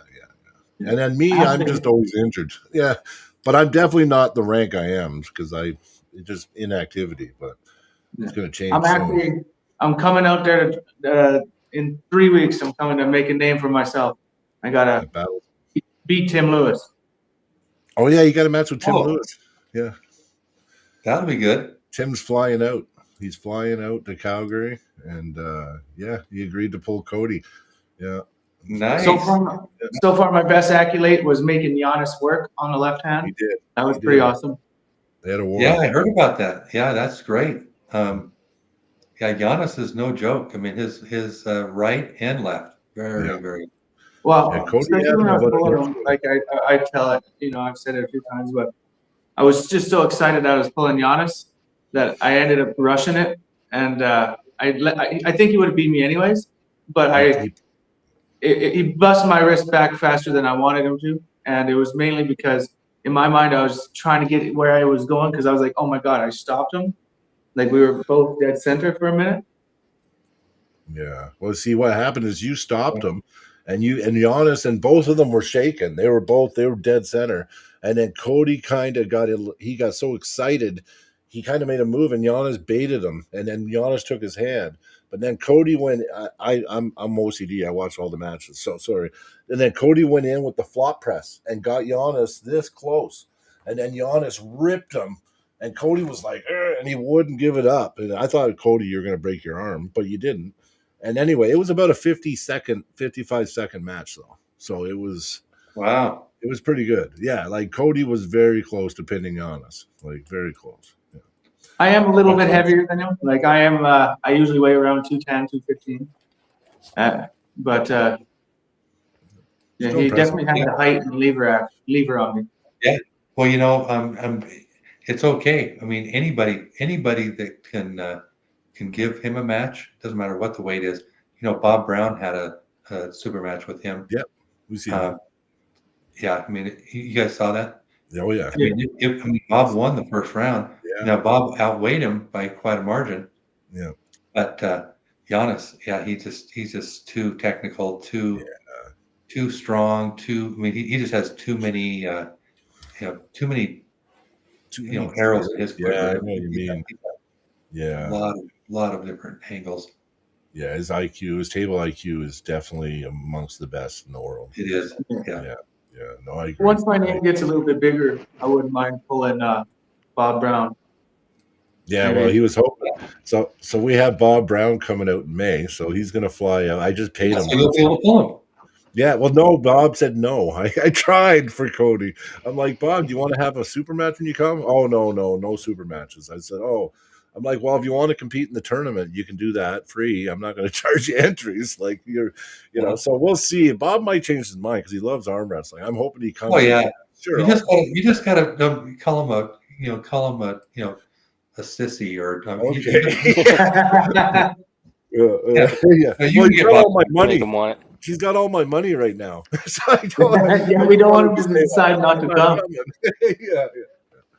Yeah. I wired him last night. I'm like, oh shit. So we're hoping that this little event does pretty well. So it's our league opener and it's our rankings. So we're gonna start our rankings in our league this May 30th. So we're pretty proud. Yeah, good we're pretty for you. Yeah, well, that's what we said. We started this podcast and we said that we just want to be able to like make some money so we can like still contribute to arm wrestling. So we wanted to like right away, as soon as we can start affording it, which we're not there yet. I have to spend a little bit of my money on it, but you know what? We're almost there. And that's what we wanted. We wanted the podcast. We wanted our own league and like, our own merch and stuff like that, and our own handles and gym. We want it all, right? Like, so just everything arm wrestling. Yeah. Just keep building it. Even if we like getting sponsors, like I was thinking, like even if we got enough sponsors just to pay for the event or most of the event, where we could have a bit of extra money to even just for the first place winners of each tournament, each weight class, just to win like $200-300, just so there is some incentive and you do get something back for that's our that's our goal. It drives competition up too, right? Yeah, because if we can get sponsors and not have to pay so much for because small event, people think it's small, doesn't cost much, but it's still a 10 grand investment every time. Like it always costs 10 grand. For some reason, I'm always around 10 grand when I've held a lot of events now, and I broke even twice and I made money twice, and then the other 6 events I lost money on, but I was okay with it because it wasn't a lot. So.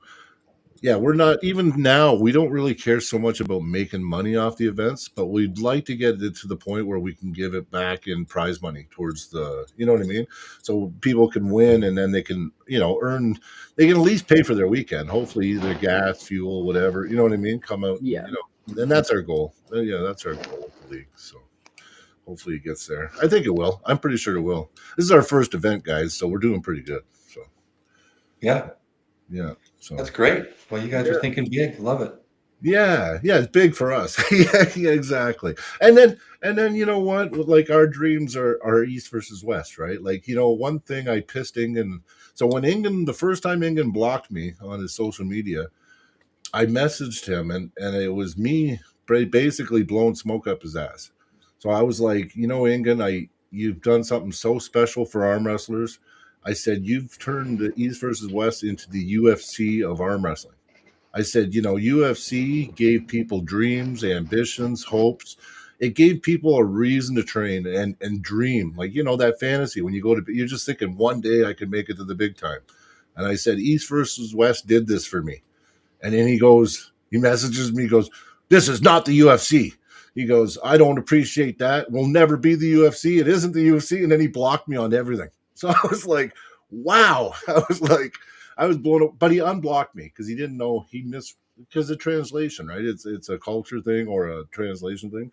So later on, about a few months later, one of my friends is good friends with him. So he told him again, no, Brian was just trying to compliment you. He didn't say you were the UFC. He said that you gave people ambitions like that the UFC did for fighters. Like, you know what I mean? So he unblocked me on everything. So we were good after that. Yeah. But I still look at East versus West that way as just something we can dream about and fantasize about now. So yeah. And like Brian here, he's ran an East versus West qualifiers. I did run one. Yeah. Yeah. That was good. I was proud of that. That's my proudest event that I ran was the East versus West qualifier. Yep. That's cool. Yeah, it was the Calgary one. That was for the Florida event. So they did they did the main qualifier in Florida. Yeah. And we had some athletes that actually went out and won. Ali Hamadia beat Artem Ternenko on the left. Victor Beloff placed second both arms. Dustin Houghton placed second both arms to Wallace Dilly. Leah Cornelson went out there, our female arm wrestler. I think she got first and third or something, but she did really well. Yeah. So anyway, that was amazing. Yeah. That was awesome. So that was before That's my favorite medal I got third right-handed at the East versus West qualifiers. My first time ever pulling pros. Nice. Yeah. That was his first event. Very cool. Yeah. So East versus West is pretty special to me too, just because, I got to hold one of my first big events was the East versus West qualifier in Calgary. I did it at the Deerfoot Inn and Casino. So it was like a big venue.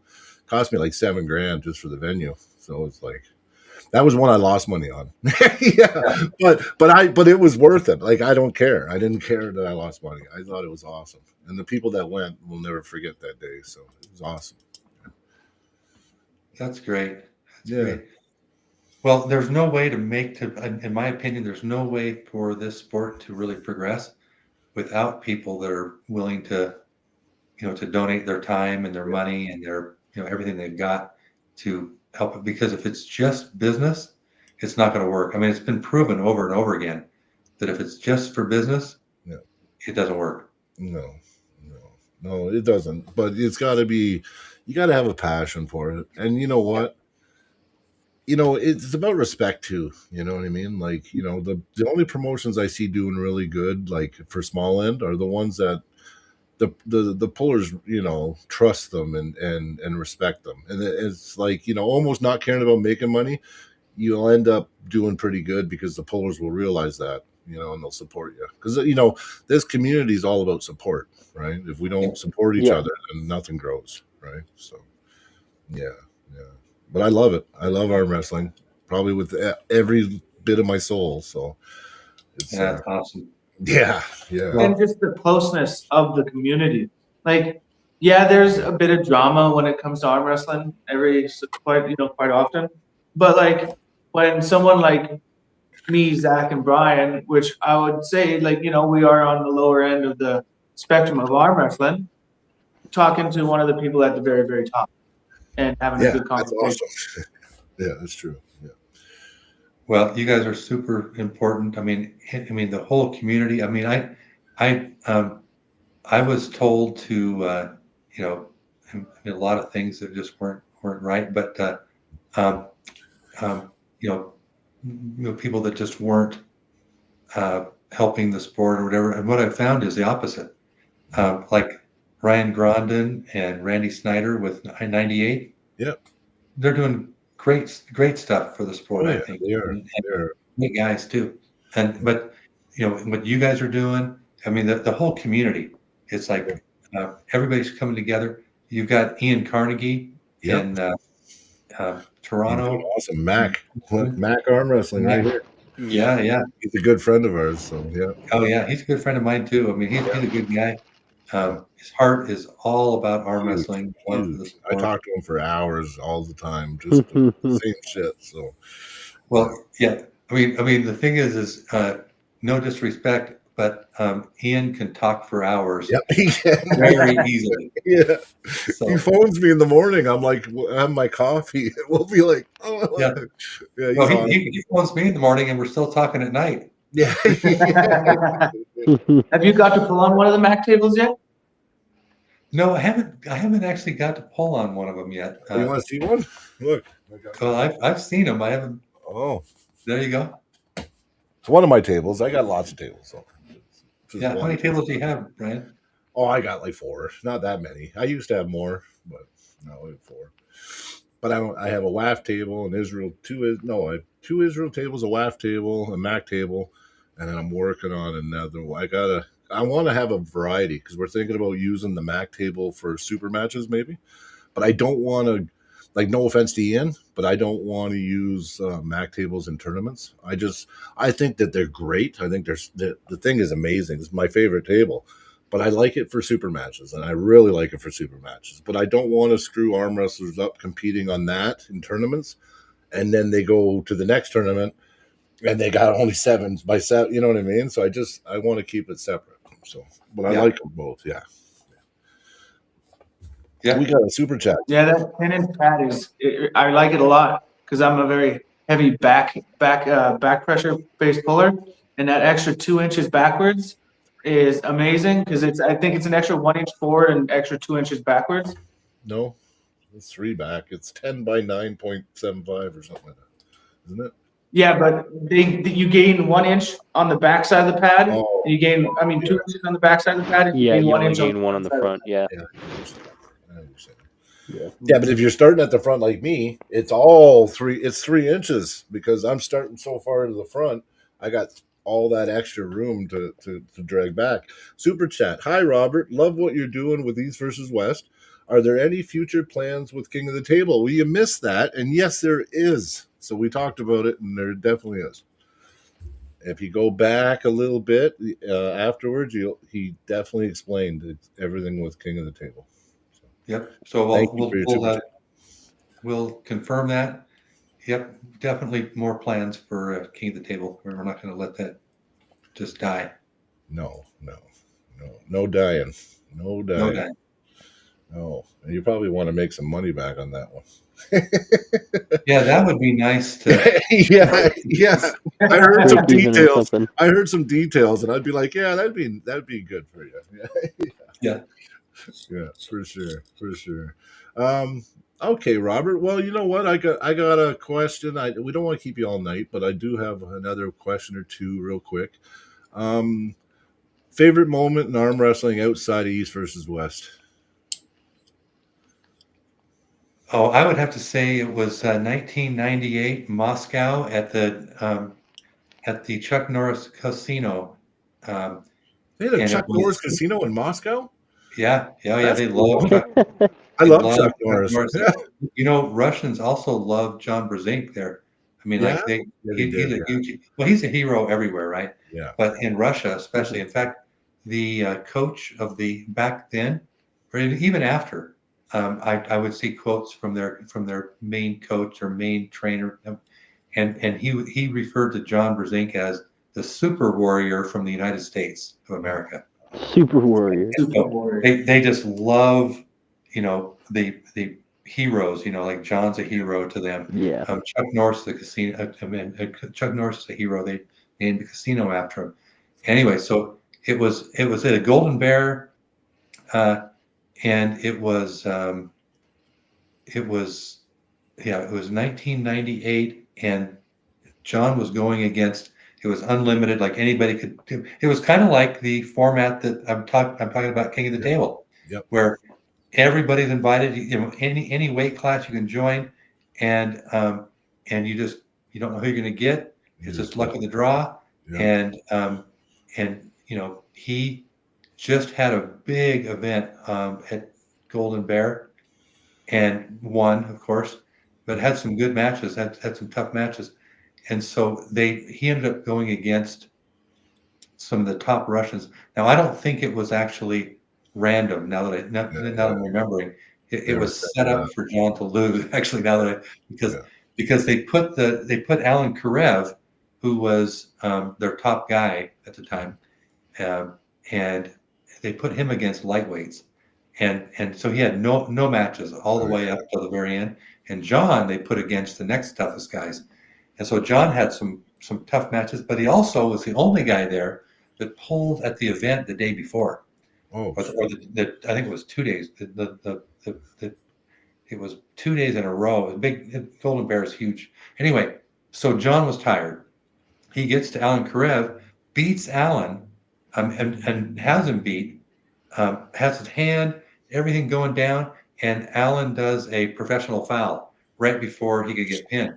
So now John's signaling for water. He's doing this, but we couldn't get to him in time because we're up in the stands, way up.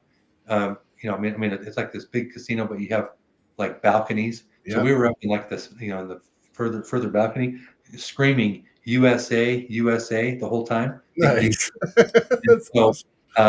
And so he couldn't get water, and he was very tired. And that match, like it was the heart of a lion. John didn't care, didn't make excuses on anything afterwards.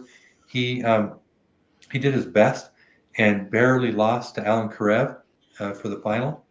And that was my favorite moment. And then when Alan Karev did the professional foul, when John would have beaten him, John slammed his hand down on the table, and the elbow pad went flipping in the air, and with chalk going everywhere. I wish I could, I wish I would have recorded that. I'm sure it's out. That would have been a moment to have on tape. Wow, that's crazy. Yeah. Well, because they definitely weren't going to make it easy for John. They wanted to see him beaten, so I could see that for sure. Yeah, that's crazy. Yeah, so, but even though that was obvious to everybody else in the U.S. that was there cheering him on, and Canada, we were all, and so John never used that as an excuse as to why he lost or anything. Never brought it up. Didn't say a word. Excuses. Yeah. Just gave all the credit to Alan Karev, and he one of the reasons why he has all the respect around the world is because he just takes it, moves forward, doesn't complain, doesn't give excuses, and just wins. Goes to the next one, and Yeah, he did. And you talked to him, obviously. How has he been feeling since his surgery? He hasn't been thinking about arm wrestling very much, unfortunately. I mean, I hope that changes, but he's not been training. He's not, his back is not 100% lower back, after that surgery. Yeah. I've got to talk to him a little bit more. Actually, we have a podcast with him and Dennis Blinkoff tomorrow where I want to ask him a little bit more about that I haven't had time to really ask him on the phone. But yeah, so give me some questions, Brian. Shoot me some questions over to ask John and Dennis. Wow. I would ask Devin to ask, to answer give me some questions, but I don't think I want to hear. Well, you don't want to hear because he want to know about the left hand hammer and he'll want to know about the hammer for sure.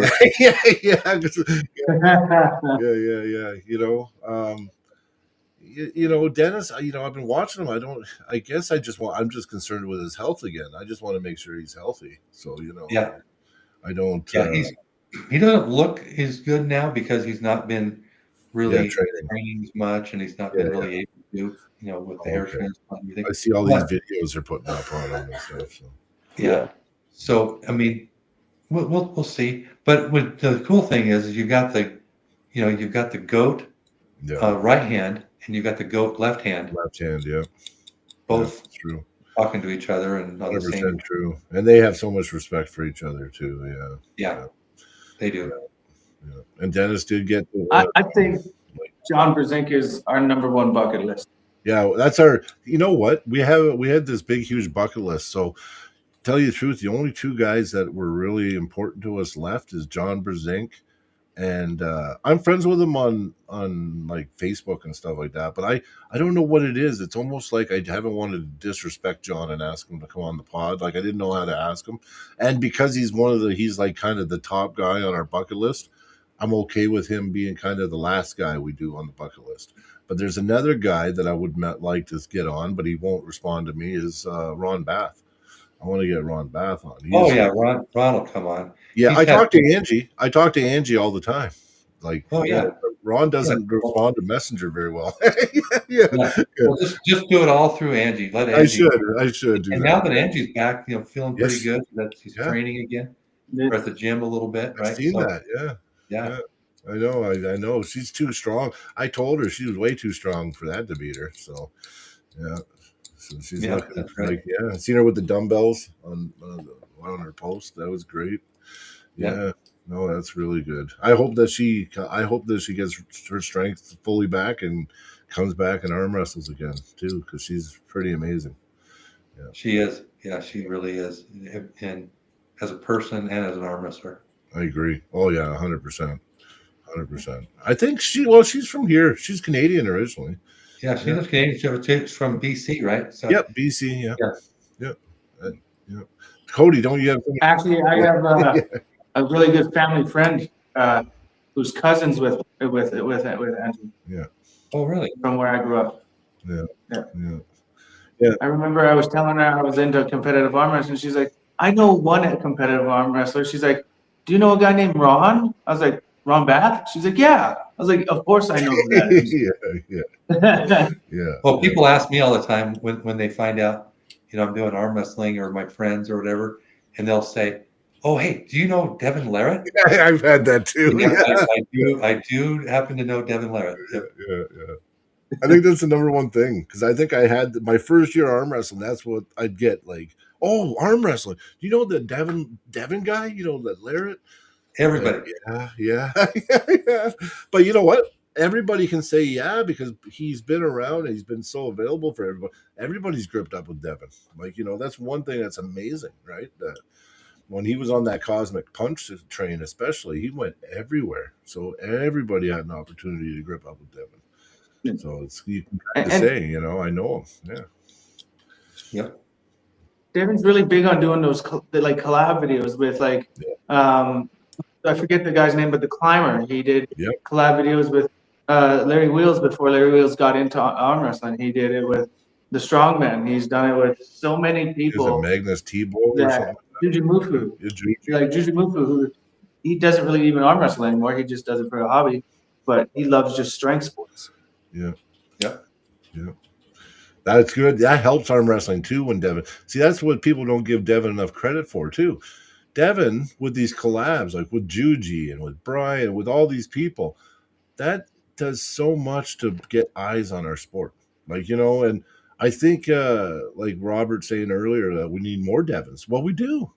We do need more. So people, don't be afraid to have your camera on all the time. Don't be afraid to think of ideas and or break boundaries. You know what I mean? Like, people still, taking your table out in public and polling the public is still not a dead thing. Like, I've seen a few people do it and still get 100,000 views even now.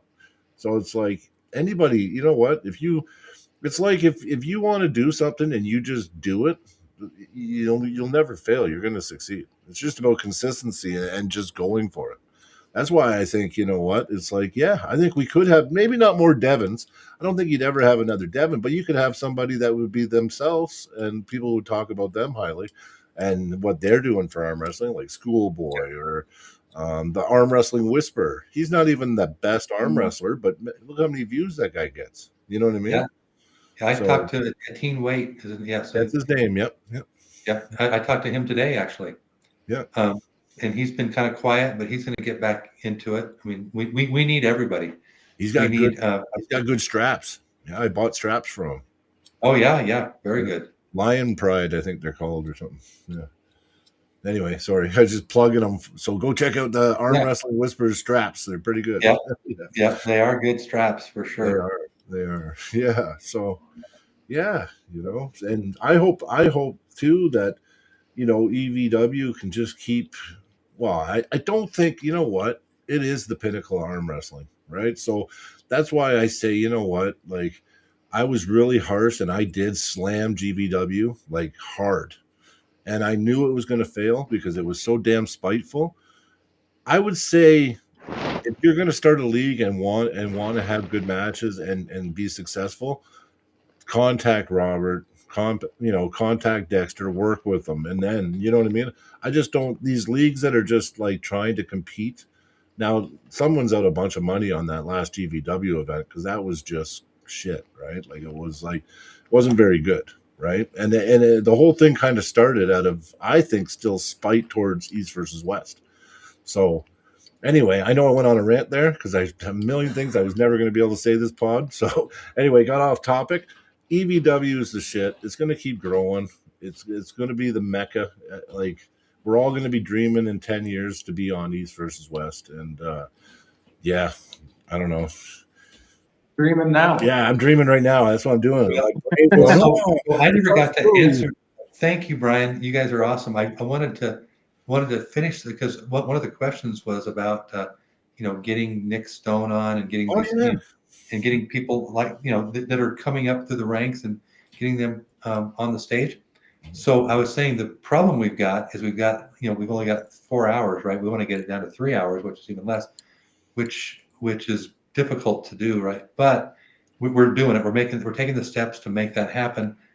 But the only way to really get more people on the stage is to go bigger. So that so that we have like the broadcast subscription to where it's like every month, not every 6 to 8 weeks, but every month, or even every couple of weeks. Like UFC is like, there's something going on every week, right? But so once we have that happening, we need more. I mean, we fill it with more and more top arm wrestlers that are coming up through the ranks, mixed in with other already established athletes. I mean, that is the goal. That is what we're planning to do. And in fact, in order to do, people have talked about gambling in arm wrestling for quite a while. Yep. There's a lot of money in that, but we've already been approached by multiple, gaming companies, gaming sites, and different things, and they're willing to pay quite a bit of money. But what they want is they want us to throw matches, and they want us to throw rounds. Like even if it's not a thrown match, even a thrown round will make them a lot of money. Like if it's supposed to be 4-0 or 3-0, and it's really 2-1. Stakes, They're and so we've had to turn every one of them down. Yeah. Because they all want the same thing. And you can't do that. And that's really unfortunate that gambling and in sports, it just doesn't mix. I mean, they're you have to have a real reputable company. And so we are talking to some big gaming companies right now, that are legit, totally legit, that aren't doing the stuff on the side and they're not asking us to do it. In fact, they're asking all our athletes right now to sign new contracts that state that they won't bet against anybody in the league. Oh, okay. And so, or for or against. So anyway, this is all going through. I mean, but in order for this to happen, they need us to do 24 events a year minimum. No, it makes sense. They don't want these big gaming companies. They don't want to spend the millions and millions of dollars that it takes to get up to speed. I mean, you've got to have experts that really understand the sport and have all the data, the analysis, and I mean, you got to know your stuff and you've got to have everything in place. Anyway, so they're willing to do it. They want to do it, but they need us to have 24 events a year. So that's almost an event every 2 weeks. Yeah, every 2 weeks. Almost. Exactly. Almost. Yep. So I guess and it's a long way of answering the question of getting these other people, more and more people on the stage. But we'll be able to do it. I mean, and eventually it has to happen in order for us to have a legitimate gaming company, which we won't do an illegitimate gaming company. We've already turned them down. I mean, and they've flown in from Russia to Rome, Italy to meet. They've flown. I mean, all over the place. I mean, I don't want to single out any countries, but I mean that's what you would that's what we would be dealing with if we didn't if we weren't very careful in making sure that there is no impropriety. It's got to be completely legit, Yep. completely on board, which means we can only deal with the most legitimate companies, and that is that they're going to spend the money Yeah. to make this big, and which means we have to have um, the stage and the audience and I mean it all kind of goes together. So I'm not sure on the timing of all this, but we're focused on getting this to happen as soon as we can. Wow. Think As far as more events. Just think about the push, though. Think about the push. So once that happens, so look at it like this. So EVW, that happens, and that market develops. You no longer. It's not even you having to spend the money to promote because their push will be so great that they'll be promoting East versus West for you. Because you know what I mean. Because there's no money in gambling unless you got people gambling, right? I know. That's right. Yeah, I know. I'd be betting anyway. And I'm a gambler. So I'll be gambling for sure. I already do arm bets, even though I don't like the staking thing because it's kind of, $10 gives me $17, and it's like it's kind of weird, but I still do it, and I've actually made money. Yeah, I think I'm up like $300 since I started doing it. So not a lot. I think that's like the year 2020 during COVID and like 2021 were the worst time in the world for sports. But if you look at arm wrestling, it was the best time in the world for arm wrestling. We grew much faster than any other time in the world, and it was because no one had anything else to watch. They didn't have any other sports to bet on. Gamblers, they would make private bets, and arm wrestling was big for that, and that's what really helped us, I think, get to the next level. And EVW. We kept going, and we kept going during COVID, where a lot of other stuff shut down. So yeah, it was true. Pretty cool. Yeah. It's weird, eh? Yeah. But, we have the best community in sports. I've had people from many other sports come over into arm wrestling, and they tell me that there's not the love and like brotherhood or sisterhood in other sports like arm wrestling. Like arm wrestling, when I pulled somebody or I meet somebody, they're my friend. When I see them, I'm usually giving them a hug.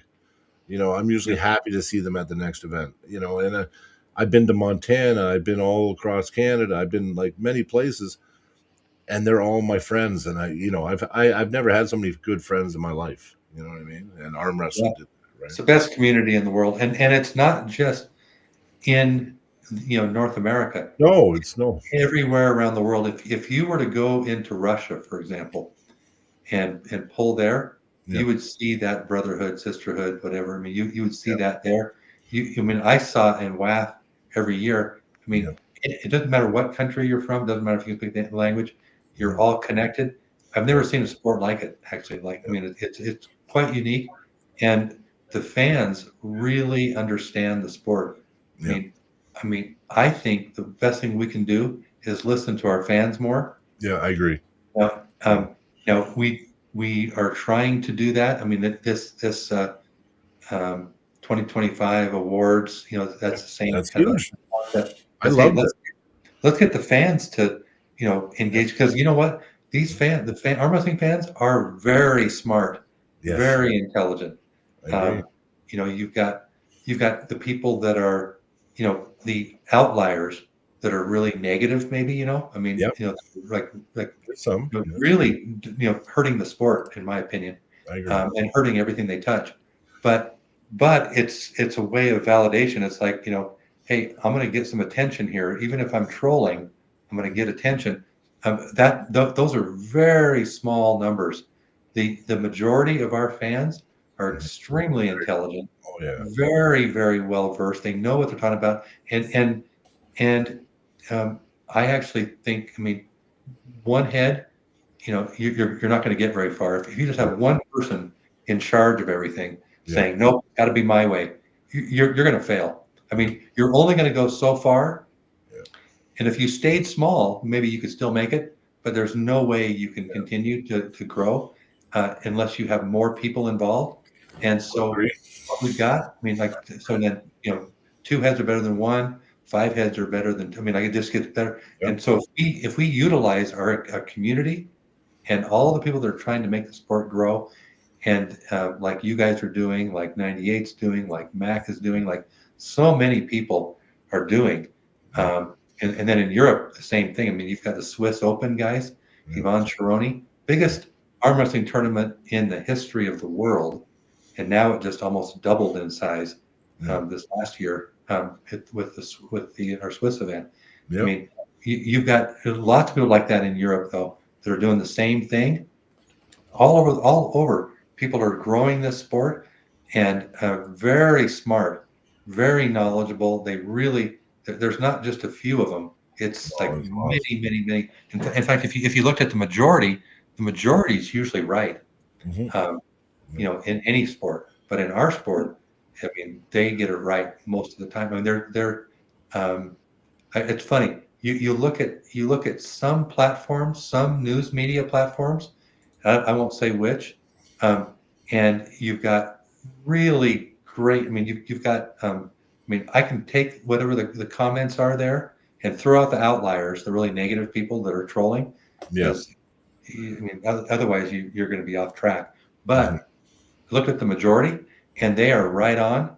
And there are some, there's in some cases with some of the media that's out there, it attracts somehow people that really don't know what they're talking about at all.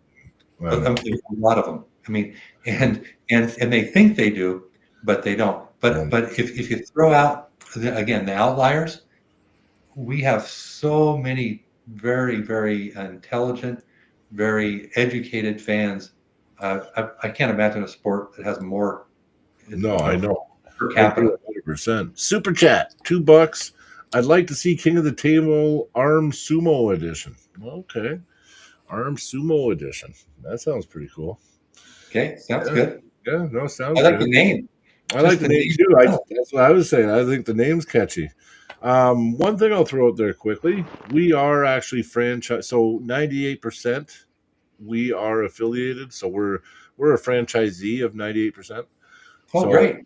I'll tell you one thing. So 98, Ryan Grundon and them, I talked to them. I'm usually on their podcast Friday nights, but they started a thing, and it wasn't so much about joining the 98 as didn't really appeal to me to be partners with anybody in a sense, like in a business motto. But when I seen what they were doing, and I seen the opportunity to kind of join at the hip across North America, because right now there's 11 states that have a 98%, and we were the first Canadian one in Alberta. So that's 12 franchisees right now. And then I think Perry was talking about it on the East Coast. So there could be another one, East Coast Canada. So that would be 13 franchises already. Just for networking and just really, like, we always talk about joining up and being a community. Well, this is a real good way to just actually join at the hip right across North America. And I think if we ever had a unified, like, proper North American rankings, that would be how you do it, really. You know what I mean? Where the leagues, you have, like, the league is in every province and every state in North America. Then it's easy, right? It's easy to keep track. And I like the networking, and I like the fact of being together, because really his motto about the 98%, we really are the 98%. We pay for everything. We pay for the pay-per-views. We pay for the tournaments. We kind of pay for the top 2% to actually be able to get paid to arm wrestle, in a sense, like, you know what I mean? Because it's so important. So I like it. So, and we like it. So we joined up, and we're through the fingers. We're our own business, but we're franchised. So it's like 98 through the fingers is what we are. So I just wanted to throw that out there. And then real quick, the biggest thing that's ever hurt arm wrestlers is arm wrestlers. So when we bring in, like, EVW is growing, and you talked about the fans and how smart and intelligent they are. You brought in Dexter, who never really was an arm wrestler, but he's a great business mind, and he's looked at East versus West from an outsider perspective. And you're willing to bring in people that aren't actual arm wrestlers, right? But know what it takes to build a business and to reach people that are not arm wrestlers. And I think that we mean well as arm wrestlers, but because we're so pure and purist, some of us, we're not open and we have blinders on. So we have a hard time. Which the second that we start getting momentum in the sport, sometimes it's us that wreck it because we're afraid of change, or we're purists. We're not willing to. We're like, well, everyone should love this. We love this. You know what I mean? Everybody, and they don't look at it from another. You know what I'm saying? An outside perspective. So I think what you're doing, Robert, is awesome. And I'm not trying to blow smoke up your ass the whole pod, but I'm really excited, and I like the fact that you bring that up. You know, like us arm wrestlers, like we need fans and we need people that aren't arm wrestlers to, you know what I mean, help grow the sport. And like, you know, like those fans, we don't know how to reach them as arm wrestlers because we're just, like I said, we're so zoned in on what we're doing, right? So Yeah. anyway, So it's really, I appreciate you mentioning that, Brian, because that's exactly how I believe. I think too. I think we need diversity. I yeah, think we need different perspectives around the world as well, not just focused on North America, but focused on other. Focused on everybody. I mean, agreed. focused on Europe, focused on Eastern Europe, focused on Asia, focusing on China, focusing on Russia too. Everybody's against Russia right now politically, but you know, we're all brothers and sisters, right? I mean, That's right. you know, nothing We don't have political. borders in arm wrestling. Yeah. Exactly. And So you know what? At the end of the day, like, you know, people may look bad at Russia right now, but you know, it's not the political aspect of Russia. It's the people, and a lot of the time, the people are a lot better than what you see from the government. Yeah, yeah. You can't put yeah, borders on the sport. You know, we're a brotherhood. I don't even look at cultures or nationalities when we only have one culture in arm wrestling, right? So arm wrestling. that's right. Yeah. Yep. Yep. So anyway, to your point though, Brian, I think Dexter has been very good there.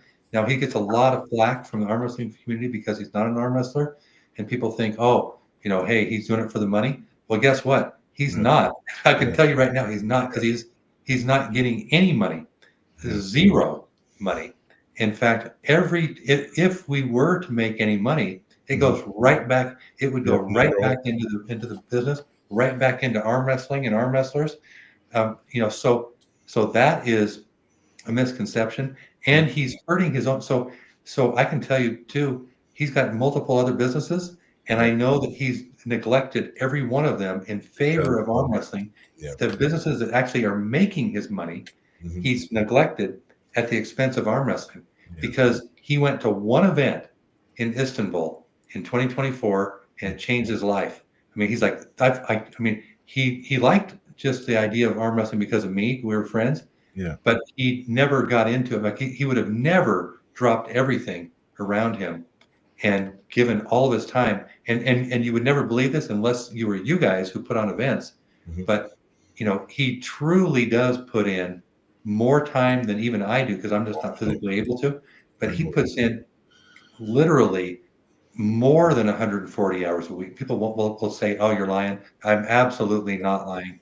It's more than 140 hours a week, guaranteed, every week in, I week agree. out for arm wrestling, and he's not getting anything out of it other than the love and the joy that comes from it. Satisfaction. So he went to one event in Istanbul and said, and he understood it. He was asking me all the right questions all Yeah. during the event. He didn't understand anything really, but he learned it, picked it up quickly, and he said, I've never seen a group of people with so many, you know, just avid fans, Yeah. and that really are into it. I mean, like arm wrestling. Like there's no, and he was big into sports, Yeah. like entertainment and stuff like that. I mean, that's really what his passion has always been. He's always been a football fan, you know, a basketball fan. I mean, just different, all the different sports. He just loves them all. Um, Arm wrestling was different for him, and it was coming to seeing an event in person, a big event like EVW in person, that changed everything. I can mention many other people that have had the same experience. My daughter and son-in-law who came and helped me in Atlantic City, same experience. Now they want to come to every event. I mean, Yeah. they're just hooked. I mean, It is but awesome. I'm just giving you a few examples, but this is what happens. And as we travel around the world for EVW, this is what's happening. And the same thing, and we're not inventing anything. No. I mean, It's been done at UFC, has done the same thing. They travel around the world. They're picking up fans everywhere around the world they travel to. You can take it easy and say, hey, I just want to have an event every 3 months, which is what East versus West was, every 3 months, and in my hometown, it's going to be in Salt Lake City. Super easy, super easy. I guarantee you, we would have no problems ever if we just had the same venue every single time, every 3 months, Get and it had repetitive easy. Yeah. so it's actually every month and a half you would typically have an event between King of the Table and East versus West, right? But then because it's not that way, because we're actually traveling around the world, it's extremely challenging, extremely difficult, and you can't imagine all the thousands of things that have got to be done in order to pull this off.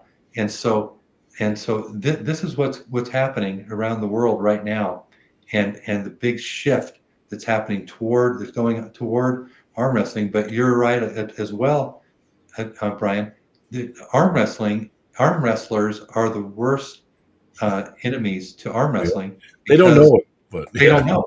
I mean, you look at you look at people that they a lot of them love arm wrestling even, and they don't understand that what you're actually hurting yourself, you're hurting the sport, you're hurting everything by doing what you're doing, or by by and I'm not going to throw any names out here, but I mean, there are plenty that I can point to, but but overall, we have an amazing group of people, and if we just could all work together more and actually help each other, it would be so much better for the whole sport and for everybody. I mean, everybody wins, but right now there's no winner. Even the biggest name in the sport, which is EVW right now, it's not good for. It's not. There's no one making money, and it can be different. It can be that everybody that's really got the right focus and the right attitude can actually make money from arm wrestling, and the arm wrestlers can make money to where they can actually quit their jobs and become full-time professional athletes like any other mainstream sport. I mean, all of that should happen and will happen over time. It's just a matter of how quickly we can do it. So, so going back to Dexter, so that's one guy, right? And now I've got another guy coming from a really good friend of mine. I pulled from the FBI to come and work for me, years ago, and we're still best of friends. And he's now totally into arm wrestling because he went to one event in Tbilisi, Georgia, and now he's hooked. He's coming to Vienna again. So he went to Arlington. He's coming to Vienna. He's going to come to Germany, and he has nothing. He's not an arm wrestler, but he's hooked on arm wrestling, and he's getting nothing out of it. He wants to quit his job for the DOJ. So now he's working for the DOJ. He's working out of Kiev, Ukraine. They shift him around, but so he gets $400,000 a year salary. He wants to quit his job, and get nothing in order to be with EVW and helping us grow. That's and awesome. the guy is like unbelievably gifted. FBI pulled him from Deloitte and Touche, which is one of the top 5 accounting firms in the world. He was a partner there at Deloitte when he was younger, and the guy's super talented, kind of like Dexter, very smart, very organized, very on top of stuff. And I talk to him every day. Every day he's talking to me. Hey, what about this idea? What about that? I mean, like, he's thinking. He's very good. And these are the people we're bringing in to arm wrestling only because they saw one show, one great event. And they're the people to bring in because they're looking at they seen one show. They're not arm wrestlers, but they see what's going on, the passion, and then they start getting like they're seeing the potential, not being an arm wrestler. They're just seeing, you know what I mean? And it's exciting them outside, even though they're not an arm wrestler. They know that there's something special here, so it excites them, right? That's what I feel. Exactly. Yeah. It's true. And then these are good people that actually are doing it for the right reasons. Yeah. And no one's perfect, right? No. But I'm telling you, these guys that are coming in that are basically they're doing it for the love of the sport and what they see with the fans. There's no other fans like arm wrestlers I agree. and arm wrestling fans. I mean, they are. I'll give you one last thing. I know you got to go, but my daughter, one of my other daughters, came, and my wife came to Switzerland for that event. Oh yeah. And my daughter said, she said, I had no idea this arm wrestling this big. Now she's been an arm wrestler since she's been a little girl, but only went to like state events and different events that were fairly close. And so she had no idea. She thought arm wrestling was boring to watch. She went to Switzerland. Is like, oh my goodness, I cannot believe all the people that showed up for this and that they were just passionate. They knew their stuff. She met a medical student going through medical school who was a dictionary, encyclopedia, knew everything about every arm wrestler, even the trainers.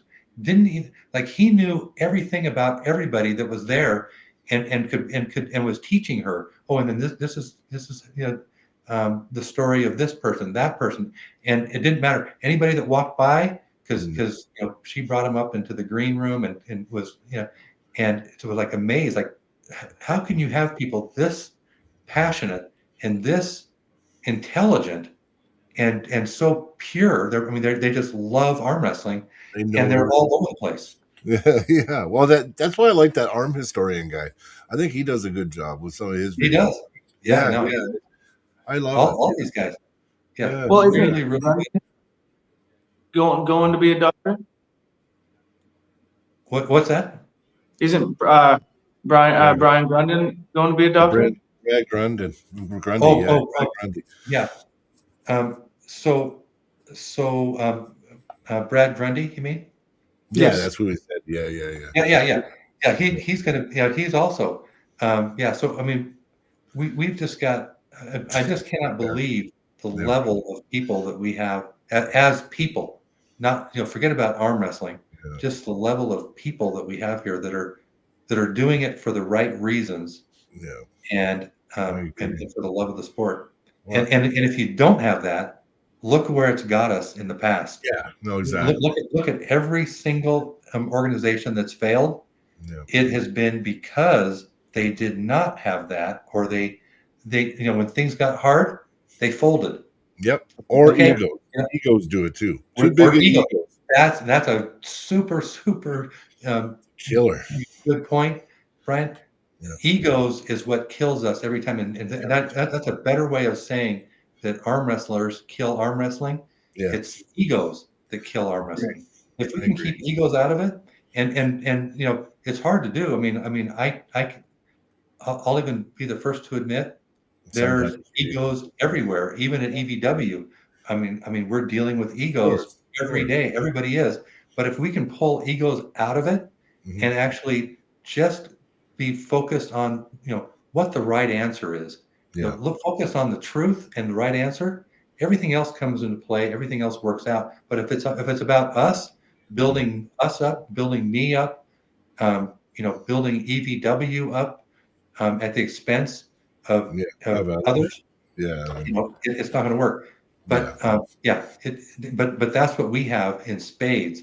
We have people doing it for the right reasons, and when you've got really high level people that are very intelligent or very gifted or whatever, you've got more egos than normal also. No, that's true too. That is what kills us. No, you're right. Well, I better see the super chat.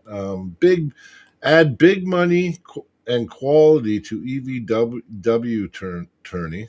Is that a question? Or are you telling them to?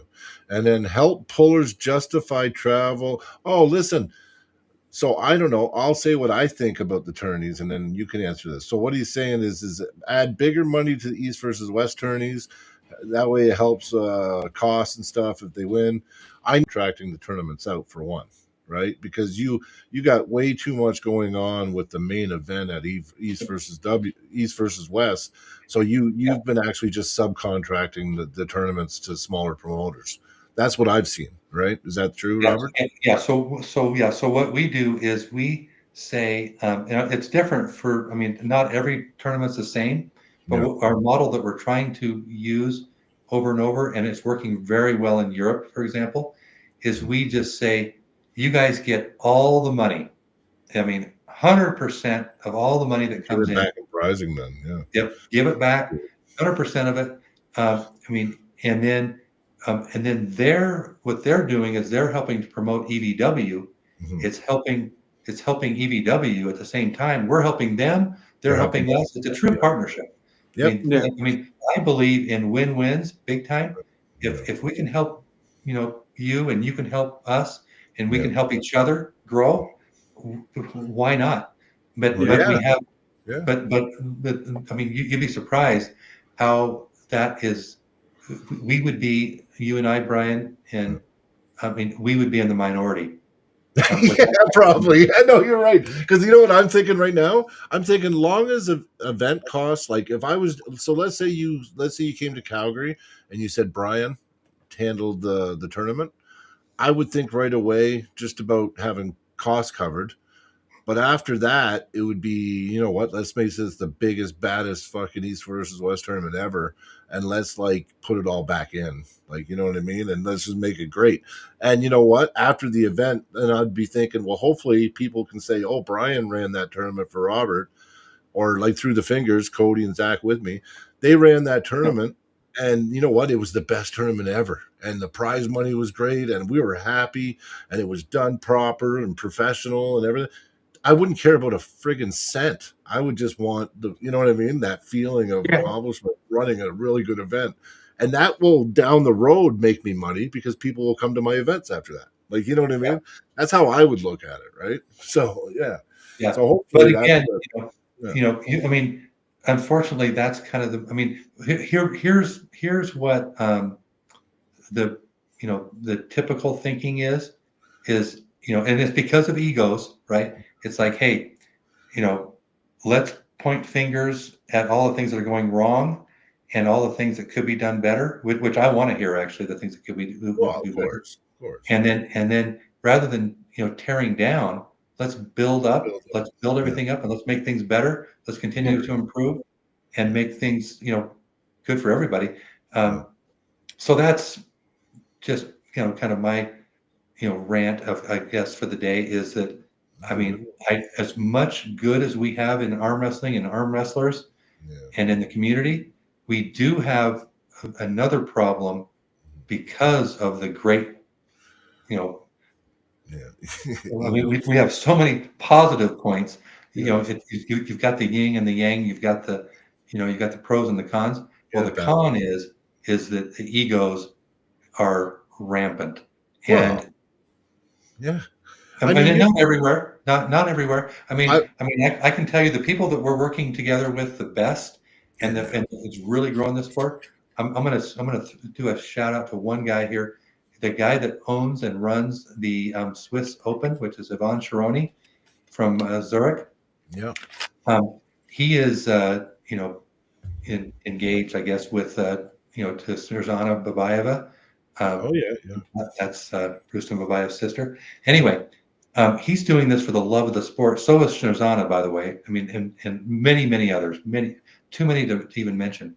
So I'm only talking about the minority that are causing this issue, because the majority aren't this way. The majority are like these guys, and like Yvonne Chironi from from the Swiss Open. He's also the president, the WAF president for Switzerland, and so he's focused on WAF and on helping arm wrestling grow in Switzerland that way, and with his own tournament, which is the biggest ever. I mean, 25 world champions. Can you imagine having a tournament where 25 world champions come and compete, and you have over 900 entries? That's what this guy's doing, and he's doing it for the love of the sport. That's the dream. Because, and this is just off the record, but he's a professional. I mean, he does very, very well. Executive, a big company, and they're actually, they went into a merger, and his old boss was okay with arm wrestling and knew that he spent so much of his time, and he's not getting money for it. I mean, like he's putting everything back in. I mean, he's not actually making his money in arm wrestling, but he's spending so much time helping EVW with our events and getting into great parts of Europe that we couldn't have done by ourselves, and has taken You know how much money he's made? Zero. He hasn't made any money, not one dime. And you know how much time he spent? He spends most of his time on arm wrestling, and he has a full-time job. And so his employer, because of the merger, they're not fans of arm wrestling. You know, they're like, hey, you got to pick between your job and arm wrestling. You know, what are you going to pick? And he's like, I'm going to have to pick arm wrestling because he loves arm wrestling. I mean, it's amazing. Those are the kind of people that we have in this sport. So when I talk about people with egos, we do have a lot, but with this guy and these people that I'm talking about right now, they are, this guy that owns the Swiss Open and is the president of the WAF in Switzerland, or representing Switzerland. No ego. He's focused on everybody else but himself. The ultimate organizer. Anyway, those are the people we want to do more with, and I want to make sure he wins. I will make sure he wins at the end of the day. But right now, everything's going back in. It's just that's what it is. Yeah, well, even us on a small scale, Robert. So me, Zach, and Dakota, we put any money that we gonna get, like this little event that we do. Hopefully, we make a little tiny bit so we can make the next event even better. So that's all we're doing. We just put 100% back in. We just got our first jersey order. So for the league, and we're just starting out, but we just put but it's got to be the same, like to grow anything. If you get into business, the first thing they tell you, give it 5 years and make sure you have enough money to live for a while, because you don't want to be, you want to be putting everything back into it to build that up, right? Like that's what you got to do, right? So that's what we're doing, right? So hopefully, on different scales, but I think arm wrestling in a whole has to be looked at like that, right? And we just all keep, one day, us coming together, all of us putting our heart and soul into it, it will pay off, and the whole community will benefit from it, like in lots of ways. It won't just be at the top; it'll be trickled all the way through. Yep, completely agree. Completely. No, you guys have the right attitude. That's awesome. Yeah, we just need more people like you. And then, and like I said, 98, really impressed with these guys, Ryan Grondin and Randy Snyder. We're part of them. We're proud to be part of them. So we've seen a good thing, and we hopped on board with them. And and I still, there's only one thing. So I told Ryan, and he took it out of the contract, so it's good. But he had one thing in the contract saying that we couldn't promote other all this other crap at first. And I'm like, Ryan, you better take that out of the contract. He goes, well, ChatGPT is my lawyer. I'll talk to it. I said, okay. So he went, and then anyway, he took that out. So I'm glad I got that out for everybody, because the one thing I will not do, Ian Carnegie is my really good friend, our good friend. We support Mac fully. Perry Braun from Nova Scotia. He's a really good friend of mine. He's having one of the biggest events in Canadian history in February at the BMO Center. 2 50,000 square foot buildings. There's supposed to be 40 to 50,000 people in attendance, and it's going to be the biggest crowd on an arm wrestling event ever in history. And that's February 14th in Calgary. So we're running an actual arm wrestling clinic on the Sunday, and then the tournament Saturday, and the super matches is epic. The matches are epic. Cody's pulling Tim Lewis there. That'll be on the Friday night, but it should be the biggest crowd, I think, in arm wrestling history. Well, we really will. It's not just arm wrestling, right? It's not arm wrestling, just 20 sports. So it's like a mini Olympics, and there's Olympians from all over the world coming. It's called the Good Games. And what they do is they do volleyball and tech ball and this sport, that sport. They got the Special Olympic powerlifting competition and all this stuff going on. And it's right in the heart, and it's free for everybody. There's no entry fees. You want to come down, make sure you're at the BMO Center the weekend of the 14th of February, because it's free. And there'll be involvement where all the crowd can participate in the events, where they'll allow people to actually get a feel for these sports. So anyway, that's a plug for Perry. Love you, brother. Nice. Anyway, yeah. Good. Loved it. Yeah. That's probably where you'd hold an event in East versus West, is at the BMO Center. That would probably be where you would want to do it if you came to Calgary. So it's what about the hockey arena? Like if they did it Oh, during the that'd be summertime and there's crazy. no hockey Yeah, there. but you're talking like Saddle Dome or something? Yeah. No, you maybe but that'd be that cost. That's crazy. I mean, the crazy cost of the venue. I don't know. Maybe. Yeah. But that's how big they're like. Tim Lewis sent me a picture of what their venue coming up is supposed to be, and it looks like a Saddle Dome. Like it looks like it's a huge football stadium. Yeah, I don't know. Yeah, but you got to fill it too, though, with people, right? It's a big space, and if you're not just the cost, because the electricity to be able to run that building a day is like crazy. But you never know. Maybe sky's the limit. Anyway, I went on a rant again, Robert. I'm so sorry I do that. No, I apologize for. I get passionate and I just jump in and go blah, blah, blah, and just throw it at you. So yeah, I apologize. That's great. Well, thank you guys. Yeah, it was awesome having you on, man. Yeah, it was a very chill, relax. I'm really happy. Thank you so much for your time. It was good. Yeah, you bet. No. I know this meant a lot to me. Oh, yeah, for sure. Thanks, Cody. Yeah, appreciate you guys and what you're doing. Yeah, and what you're doing for arm wrestling. Yeah, we appreciate you a lot, Robert.